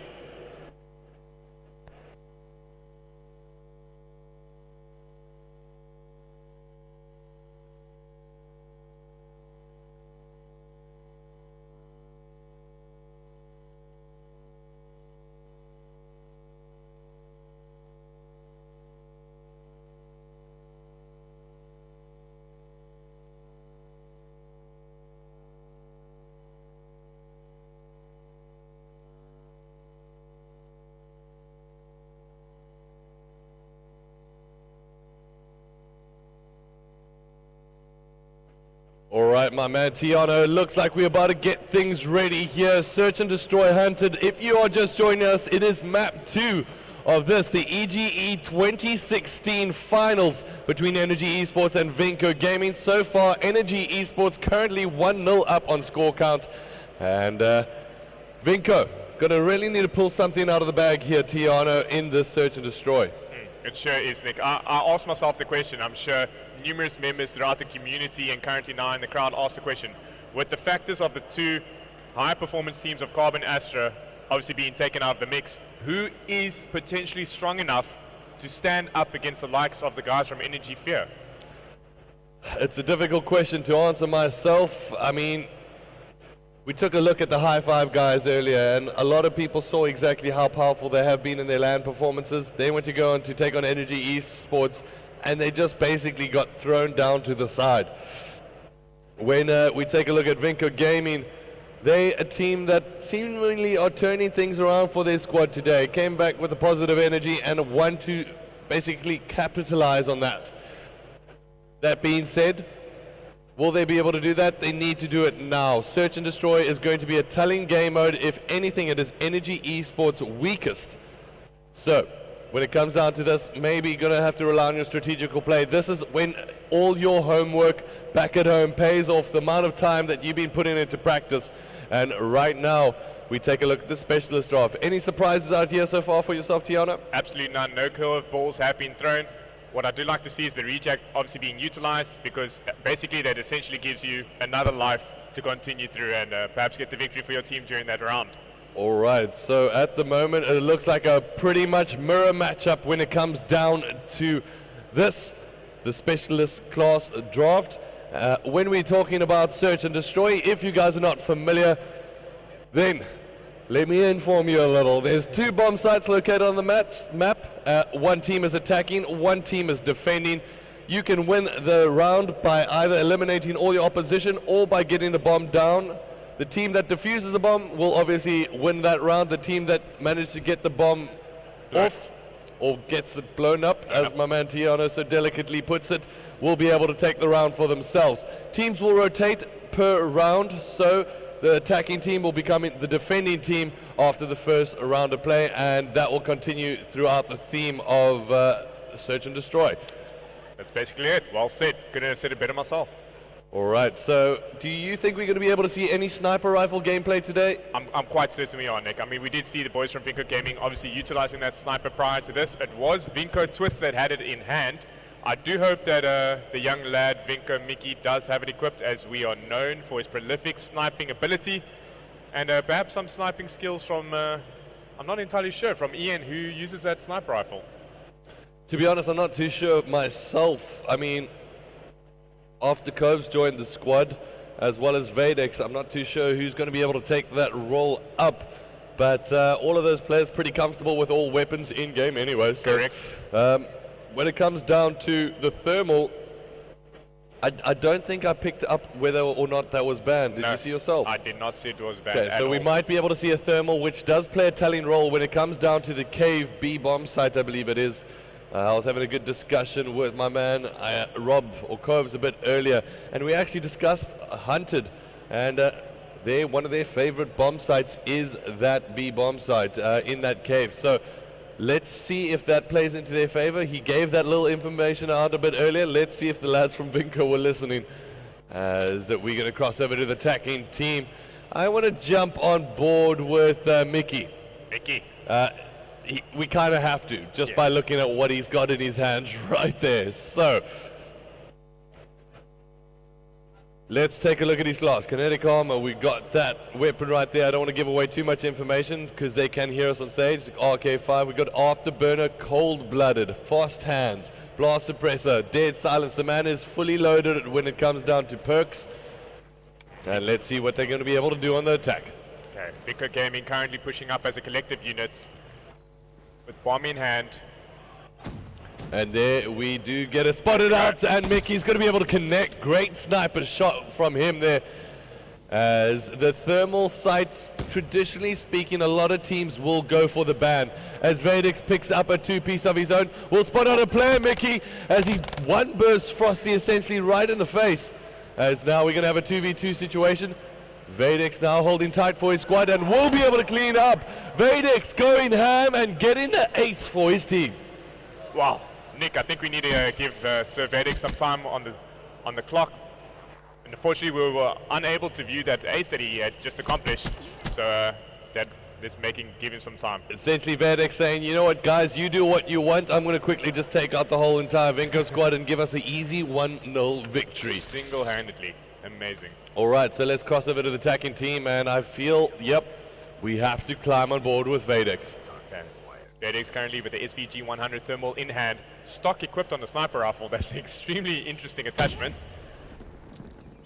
Just does allow you to creep around corners a bit quicker, which is essential if you want to be watching your lines of sight with a sniper rifle. That being said, kills do get traded. Oh, and misses the sniper rifle shot. So that's going to be a 2v3 situation, as Vinco currently find themselves in a good position. That being said, the bomb has been planted, and now Vinco looking to rotate around and basically pinch the opposition into this area.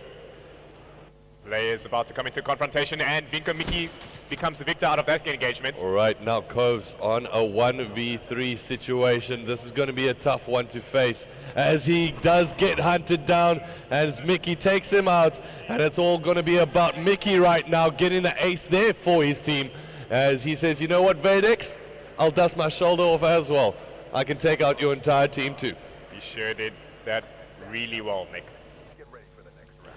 Really well played there by Mickey, as managed to spot out his opposite number here under the water. They basically could have high-fived each other right there.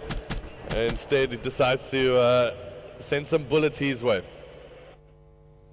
Right, tied up at 1-1. Also, just a note, when it comes down to search and destroy, it's first to round 11. So basically, 6 rounds will win it for you. It's best out of 11, should I say, as we get now into round 3. Both teams tied up at 1 apiece. We currently on board with Vinco Mickey, who managed to pull up a great sniper shot a bit earlier, narrowly missing out there. Vadex, however, continuing his theme. Twist's got to be able to close the door on him eventually, as it's a 3-all situation. Another crucial sniper shot does get missed there. Oh, and he does get lost by Frosty. So now it's a 2v2 situation as Twist picks up another big kill there for his team. 2 alive for each opposing members. There's a confrontation down mid-map. However, one of the players from EN just manages to sneak away. Alright, Freaks and Twist taking on Jakes and Coves. Taking a look at their position on the map. Vinco probably in the better position here to trade. They sure are, as they are hugging each other extremely tight, Nick. EMP has been utilized. EMP does get thrown out, and this is going to give him a great position to be in, as he does get spotted out. Will the trade happen? No, it looks like the man Coves is going to be able to come up from behind and bring things to 2-1 on this, the search and destroy. Great play there obviously by Coves, while one of his players were obviously just holding down the B bomb side. He was on the rotation for the flank to behind the boys from Vinco. That EMP, you got to think, if he just pulled that a little bit closer, he would have been able to spot out exactly where his opposite number was. Essentially, those grenades can act as feeler grenades in a lot of ways, because that hit marker will pop up on your screen and you'll know that somebody's in the vicinity. Alright, so we're currently on board with Coves, who looks like a traditional move again, as going to be throwing grenades. Dam's going to be able to come up with a really good headshot, and Vadex comes up with one of his own. Trading kills left, right, and center, as it's currently 2 apiece here in search and destroy. 2 players alive on each side. Dams is going to bring that to 2-1. Frosty now left in a 1v2 situation. And Ian Frosty obviously feeling his way across the map. He does have the potential to clutch out this scenario. Spots out the player, and Freaks is going to say, no thank you, I'm going to just turn on you just like that. As easy as it's done. You got to say, weapon choice really in his favor there, medium to long range engagements. He's 4 hit markers. Yeah, 4 hit markers going down right there, as Freaks narrowly stays alive to take out the kill and tie up the scores. Alright, let's take a look at Freaks for a second. He's been a bit slow to start the search and destroy, so we're currently on board with him. Let's take a look. He's got that M8 as well as RK5, a Semtex grenade, as he chucks that out, hoping to connect, unfortunately for him. Nothing going to come up on the hit marker station, as he will be able to pick up his second kill of the game, taking out Frosty there, bringing things down to 3v4 situation. That should give a Vinko opportunity to push here. Freaks just basically holding and watching around for the flank in terms of any of the EN players to be flanking around him. He does find a confrontation right directly through mid-map. Jake's coming up with a big kill here as he pushes Mickey, and will he be able to come up with a second? No, the dam wall does get closed down as him, as Dams does pick up that kill, as the flood from Ventus does get prevented, or should I say from Energy. I do apologize. Yeah, the boys from Vinko currently in the man advantage favor as they are in a 3v2 situation. So Vinko now turn things up, and Freaks is going to be able to close up the last two kills there, as it looks like Vinko Gaming take the lead for the first time. And it's something they're going to need to retain, as we spoke about a bit earlier, if they want to stay in this game, Tiana. Yeah, they take the lead for the first time, and perhaps definitely not the last time, Nick, as they do have a one-round advantage on the scoreboard. Alright, so we're going to currently get on board with the attacking team. Let's go over to Cobbs, who's also on from his side, is not his traditional role of actually getting a couple of kills. He's been a bit slow, and so has Frosty, and I have to say Energy Esports look to Frost a lot of the times to get those opening kills, and that might be why they're struggling a bit on this search and destroy. I do agree with you on that statement, Nick, but right now Cobb's been taking shots. 3 markers have been obtained on him. He's just rotating around, hugging his teammates, and confrontations coming down through mid-map. As we currently see Cobbs making a rotation here. Let's see what he's going to be able to do with this, as the first 2 kills does get put on the board, as that gets nicely traded out. It's still a 3v3 situation, as Vadix did take out Freaks, and Cobbs finding himself in a really nice position here. We'll be spotting out the player, we'll be able to pick up the kill, and now it's a 2v2. Dynamic duo of Energy of Frosty and Cobbs currently in hand. 35 seconds left on the clock. Mickey, he's done it before. Let's see what he's going to be able to do in this situation. And will he be able to pick up the second? Oh, duck and dive your way out of there, son. 24 seconds of the clock. Time is definitely not in the favor of the opposing member. And there we go. Mickey comes up big and comes up clutch for his squad. Vinko doubling their lead against their opposition, Energy Esports. Wow.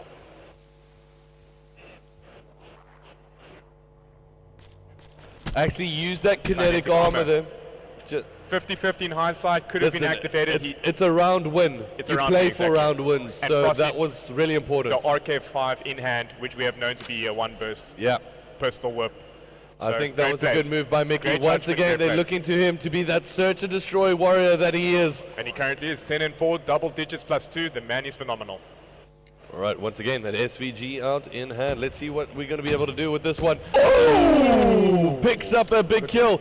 That being said, Jakes comes right back alive, says thank you very much, because he was using that specialist rejack as Coase comes up with the kill. Twist will take out Vadix. Oh, Mickey takes out Jakes for the second time, says get down. When I say you die, you die. As Frosty takes out Mickey. Now it's going to be a 1v1 situation. Coase versus Dams. Who's going to be able to stay on this one?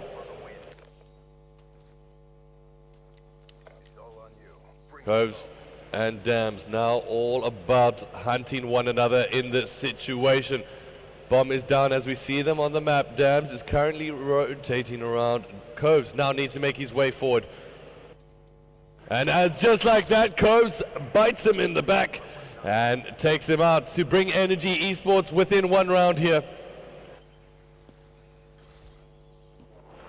Just spotting him out at the perfect time there, did Cobbs, rotating around as he realized that his opposition player, Dams, needed to go find the bomb, essentially, and pick it up, and managed to find him just in time there. So let's cross over once again to the attacking team. Let's take a look at Frosty here, who's maybe not having the best of starts that we like to get to see from him every once in a while. Frosty currently with bomb in hand, Nick. He is obviously just holding down map position as his players are currently hugging him. Alright, so Frosty trying to work his way around here. Smoke does get thrown out as that's going to prevent the vision from Vinko. Let's see, but Jakes is going to be able to get that first pick on Twist. That's so important for him and his team. It's 4v3 situation, obviously in favor of the boys from Energy Fear. They're basically just hesitating with regards to when they should push and progress through the bomb during tunnel, and they do have control of the bomb site And right there now. we go. Vadex pick up 2 big kills. Mickey, however, takes out Vadex, and now it's going to be a 1v3. Can the man do it? We've seen him clutch up before. Now this is going to be a difficult task set aside for him. Mickey Talib going for a little dip. Manages to take out Frosty, however, he is left Oh, in a and 1v2 still stays situation. alive here. Oh, and will get shut down there by Jakes as Energy Esports bring it back to tied on the search and destroy. They don't want to let anything go. They don't want to give up a map. And it looks like Energy getting their way back into this game. Nick, you took the words out of my mouth. I think Energy do not want to drop one map throughout the entire series of this tournament, obviously coming in as the favorites with regards to EGE 2016. Yeah, walking in with that #1 seed after the online qualifiers. Now trying to show exactly why and proving exactly what a force they are when it comes down to competing on land. Let's get on board with Twist, who's actually been getting some good solid picks when he needs to. Unfortunately, currently 3 and 6. They are looking to Vinco Mickey once again to carry the players of Vinco Gaming throughout the Search and Destroy series, where it's tied 4-4. Alright, I think Twist managed to get some eyesight there on his opposite number. That being said, Mickey trades kills with Dams, or should I say trades kills with Jakes, as it looks like he will get taken out. Now it's going to be a 3v2 situation for all. This round is going to be so important. Remember, it's first to 6 when it comes down to Search and Destroy. Freaks now left in a 1v3 situation. Vadex shuts him down and gets up and gets loud, as now Energy Esports within 1 of taking the Search and Destroy.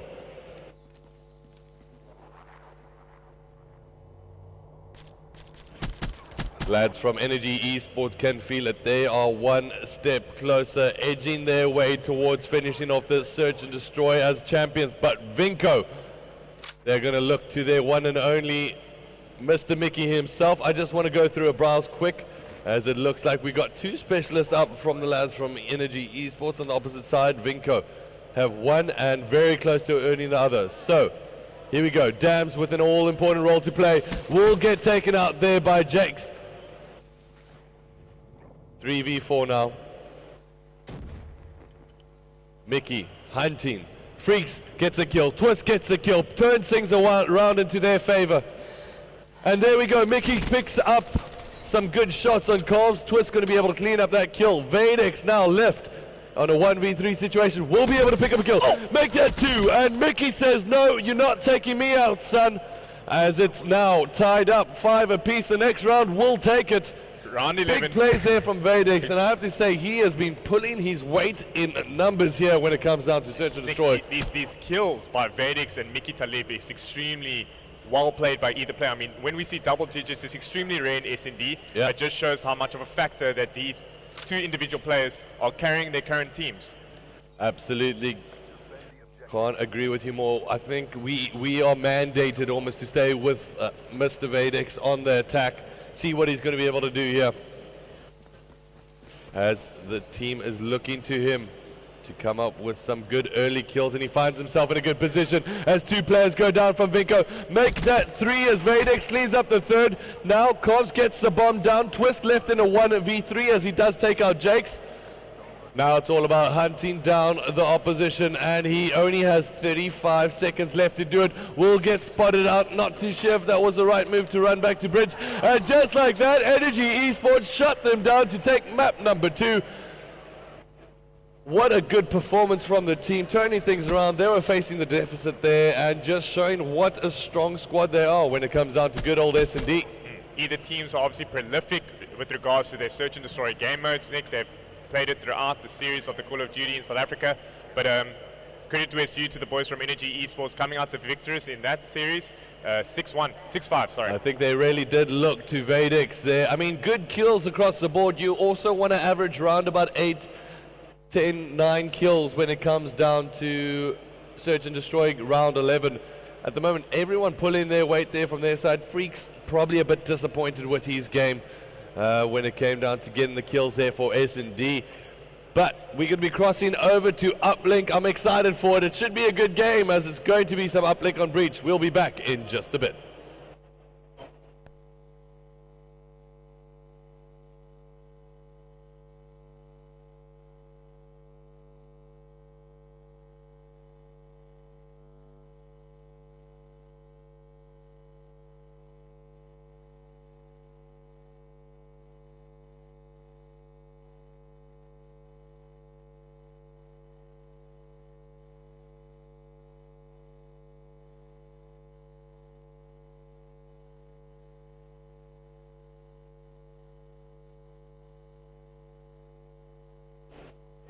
right, so no rest for the weary as it looks like we're about to kick off map number 3. It is uplink, and we're going to be going into the ban and protects. Let's kick things off. Cobb's going to be protecting that afterburner, and something that just has been a factor for EGE seemingly, that you have to protect the afterburner. Yeah, that's exactly what I mentioned to Clint earlier, Nick. Afterburner has been the first protect in a couple of the series between Hi-Fi, Finco Gaming, and Energy, Carbon, Astra as well, respectively.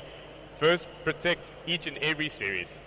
So take us through the basics of Afterburner here. Why has it been protected so fiercely from these teams? Obviously, with the introduction with the thrusting pack with regards to the Call of Duty scene and games, there's a new dynamic to the game. Jetpacks are obtained and the players are allowed to move around the map a lot more easily and a lot more efficiently. So Afterburner allows that boosting status bar to regenerate quicker, thus allowing the players to continue their movement of fluid movement.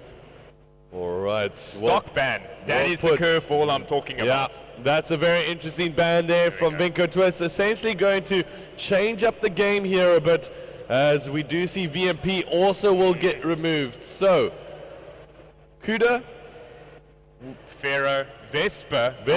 I'm hoping for the Vesper to be introduced. M8 gets removed. HVK these are tactical bans here from the Vinco boys. They are going to try change things up. They are going to throw some interesting bans there into the mixture. That's what I like to see, especially when it comes down to the final stage. Use your tactical advantage if you can. Throw your opposition off. At this moment, they need to do exactly that. Yeah. You need to remove Energy Esports out of their comfort zone, because they are looking oh so comfortable right now with a 2-0 map count advantage. That's correct, Nick. Tactical bans, whether it is perhaps last resort bans, as you mentioned, Energy Esports currently extremely confident. Their boys are just on fire today. All right, so let's take a look at what has been picked up on the specialist side. So we've got a Scythe on either team. We've got active camo. Annihilator will be picked up by Jakes here. So kinetic armor not decidedly being used by the lads from Energy Esports. Do you think that's something they might regret? That is interesting. Perhaps they would, perhaps they won't. Jake's obviously extremely confident with Annihilator in hand. As we mentioned earlier, the Annihilator is a one-shot, one-death bullet registration kill, and it does as well refer to that when kinetic armor is equipped as well. It takes it out straight away. All right, so taking a look at the action. We're going to be playing some Breach Uplink. So to all you ladies and gentlemen watching, Uplink is essentially the basketball game mode of Call of Duty. It's all about the ball that does drop in the middle of the map. If you run that ball into the opposition's portal, then you're going to be able to get your team 2 points. If you do throw it in, that's going to earn your team 1 point, and it's all about trying to accumulate points here. There's going to be 2 halves, and at halftime, teams are going to switch sides and then go ahead again at one another, trying to score some more points for their team. It's all about map control, making sure you move as a unit and maintain your communication when it comes down to Uplink. It's a fast-paced, vigorously kill-intensive game mode, and it's one that I think both of these teams have been shining through with for the likes of today. Yeah, throughout the entire series, Nick. I mean, we saw extremely strong high-five lineup come into play. They got to the winners bracket final flawlessly, and thus Vinco Gaming was able to turn around the turn of events and accumulate a 3-0 victory. Yeah, absolutely. So they definitely come to show. Perhaps it's a big match temperament, big game temperament right now in terms of main stage. You've got the hype factor of the crowd watching you. A lot of nerves, a lot of sticky hands, a lot of heart palpitations perhaps. But it's all coming into play right now as we're going to get into Breach Uplink. Interestingly enough, both of these teams were the teams that made it through on the online qualifiers, now showing consistency and making it all the way to the grand finals. It is going to be some Uplink Breach action, and it's going to be a good one. I'm sure of it, as Energy Esports are going to try roll out this map and give it a 3-0 victory, which will allow them to basically walk home with 20k in pocket and with heads raised high when they find themselves at home this weekend. All right, so it looks like we've got the Pharaoh, very interestingly enough, being called out from the Energy Esports. My man, Tiano, why are you excited about seeing this weapon? For me personally, the Pharaoh is basically like a mini M8A1 as reduced to the to the bursting fire rate of the gun. So it's just interesting to see, because I just enjoy that the players obviously that has it equipped has to hit each and every shot, otherwise they'll be taken out. All right, so let's take a look at what is going to be able to kick off here. Mickey's going to be able to move up into the middle of the map, of course, making a move towards that ball. Will get flashes, will get stuns. Wow, look at that screen, ladies and gentlemen, as he just gets hit up by a whole bunch of grenades. All 4 players get knocked down from Vinco Gaming, allowing Energy Esports to assert their dominance here early on. Jeez, Nick, you just basically have the OBJ player, which is currently Cobbs, and you've got the 2 front-running Wolfpack leaders of Vadix and Frosty clearing out the route for you to get that 2-pointed dunk. So take me through exactly why banning flashbangs and not wearing a tactical mask is a little bit of a mistake here. Well, essentially, as you have just noted out previously to the stream and to the viewers in the audience, when you get flashed or you get concussed, there's about a 3 to 4 second delay that you are immobile and you do not have a line of sight or whatsoever. All right, so it looks like Energy Esports going to be able to roll out with this one as Mickey managed to pick up a kill there on Vadix. Will he go for the 2-pointer? Yes, he does. Pops Heat Wave. No, he actually didn't pop Heat Wave. I do apologize for that. As he does, however, get the 2 points for his team and doubles the lead of the Energy Esports team with that 1 capture. Vinco now have an opportunity to try push forwards. Mickey picks up a kill for his team. Now it's going to be about Twist. He has some guided experience there from ACXD. Takes his Uber all the way down to the dunking zone. And now Vinco fighting their way back on this uplink. That's exactly what the boys from Vinco did. Unfortunately, Frost just got a massive 3-piece. 4 down once again for the boys from Vinco Gaming. All right, let's jump on board with Coves with ball in hand, now trying to make his way back. It's all about trying to slay out the Vinco squad at this point, and that is something that the Energy Esports squad is proficient at doing.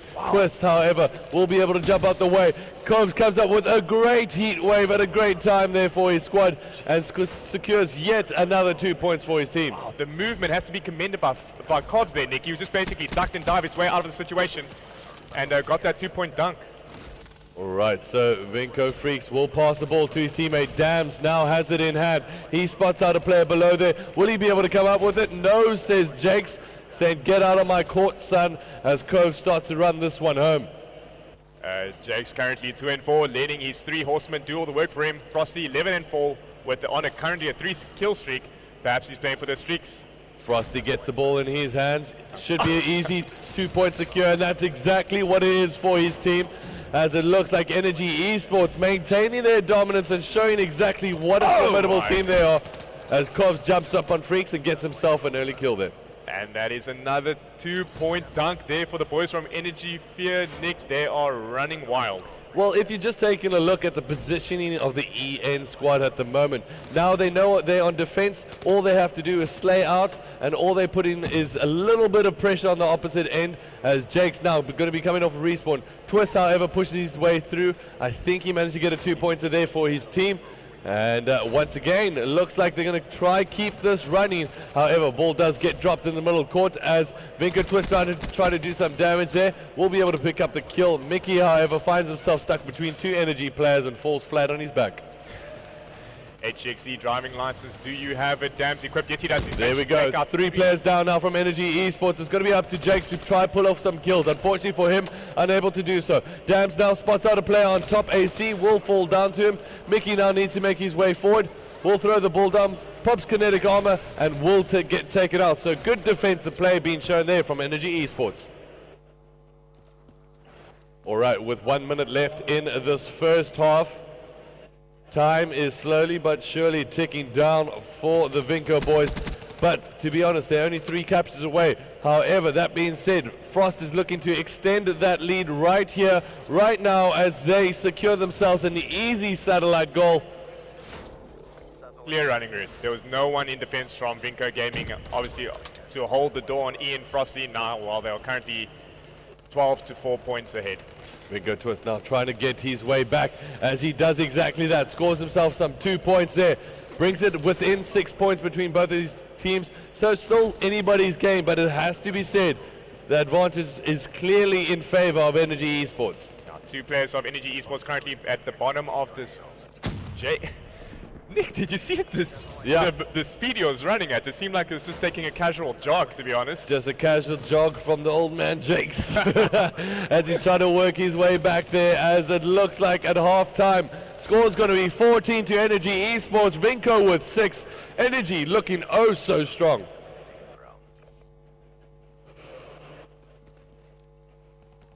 So, taking a look at the scoreboard. Across the board from Energy Esports looking strong, except maybe for Jakes, who's trying to be the ball carrier for his team. Currently 5 kills, 9 deaths, and 2 carries. On the other side of things, Freaks probably is the man that they're looking to try step it up in the slaying department. But that being said, there's not too much difference between the two teams. When it comes down to kills, really coming down to strategical play here. The only difference is the 8-point advantage to EN. And we currently on board with Vadex, who's left last alive to defend while his teammates get resets. Will be able to pick up 2 big kills there with the Man of War. Make that 3. Vadex currently unstoppable.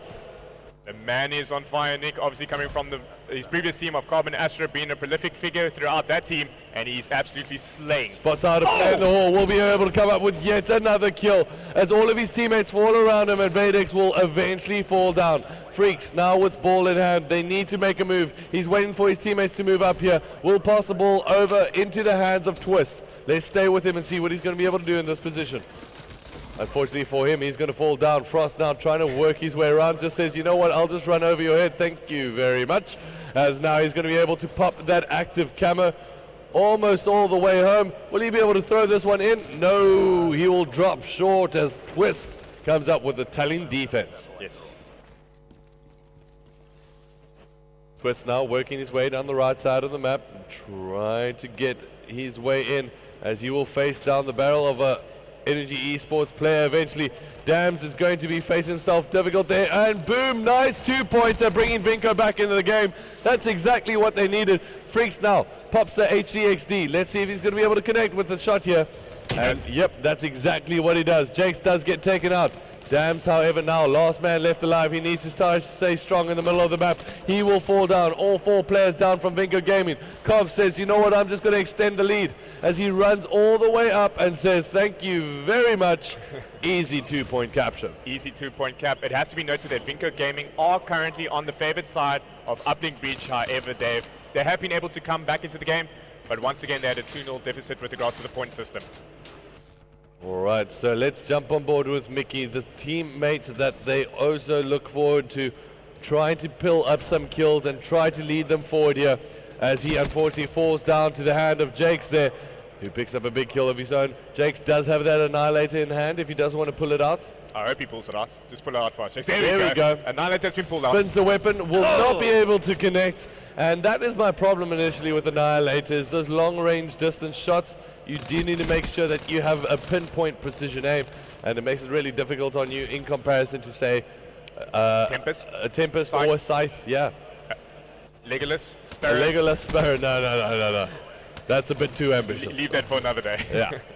As we currently on board with Twist, he's making his way forward here, trying to find himself in the Energy Esports side, as he will throw the ball over. I'm not too sure, as he does pause out time there, unfortunately for his team. Stall. As we do give that fortunate name of the ball stall yesterday. As Freaks gets a kill on top, broken. It's going to be up to Jake to try to defend this. And unfortunately for him, Mickey's going to roll in and shut down to the door in front of him. And he will be able to pick up yet another kill here. So kinetic armor does get popped. I believe a heat wave got him stuck there, as Freaks now trying to hunt down the ball carrier, and his teammate Dam's going to be cleaning up exactly that. Now, Vinco Gaming, we do see they do have progression of the map. They're currently running the most favored running routes on top green. Easy 1-point throw in hand of Vinco Freaks. However, he opts to go for the 2 points, and unfortunately he gets taken down. Alright, so closing things off here, 16-8 in favor of Energy Esports. What a stellar performance by them, it has to be said, my man Tiano. They have just come out guns blazing and have basically shown themselves to be the best team in South Africa when it comes to Call of Duty competitive COD. And at the moment, Twist trying to make his way forward with that active camo will be able to secure 2 points for his team. So they essentially need 3 captures in a row to try get their way back into us. Right now it's possible but unlikely, as it looks like Energy Esports are just going to focus on getting some kills, as Jake's managed to pick up 2 of his own here on the top of mid. Jakes eventually will fall down there with 22 seconds left on the clock. It is Energy Esports rolling off with this one. Dams tries to pick up the ball. Unfortunately not going to be able to make it there. Mickey, however, will get a kill on Frost. Ball does get picked up by Mickey, but at this point it's all anything but consolation points, as Energy Esports are rolling out the dominant winners of EGE 2016. Ladies and gentlemen, give them a round of applause. Walking home with 20,000 Rand in cash money. Absolutely amazing play by the lads.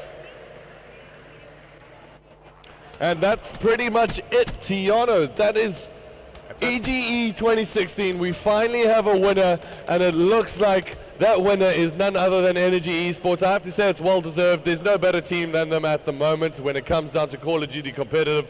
And just a note on how well they've been doing. They'll be presented, I think, with their prize in just a second, as we also have a small little thing we want to give away, and also a special announcement in just a bit. After this, after the presentation, we do encourage you guys to head over. I believe it's at 4 o'clock to the CSGO a bit later, but we'll be keeping you guys informed with that, as we are going to be crossing over to the prize giving and giving over to Energy Esports. Once again, coming up first. Second place goes over to Vinco Gaming. Third goes over to High Five. Fourth place will be finishing Ventus, and that finishes off our top 4 teams of the tournament. It really has been a good one here at EGE 2016. My man Tiano, how's your experience been? As usual, EGE's always been phenomenal. A lot of upsets, a lot of interesting plays by the new and upcoming teams. I had an absolute blast. I'd just like to give a quick shout out to you, sir, Nicholas Holland, for once again giving me the opportunity to shoutcast right next to you, Zombie Gamer, Ghost Today, and everyone involved in making this event extremely spectacular. Thank you very much. And I also just want to give a big thank you to my man Tiana, as well as CS Clint 1977 for joining us in the cast today. A big shout out goes out to my man Zombie Dread, as he has just been one of those significant role players in making sure that these guys do get sorted out. And a big thanks also to all of our admin staff that have been all the way since Friday, have been here just making sure we get sorted out, and the Zombie Gamer crew. You know who you are. Big love to all of you, and we're going to be commencing with, I believe, the prize giving on stage in just a second. I'm going to hand it over to my man Zombie Dread, and I'll be back in just a bit. Cheers.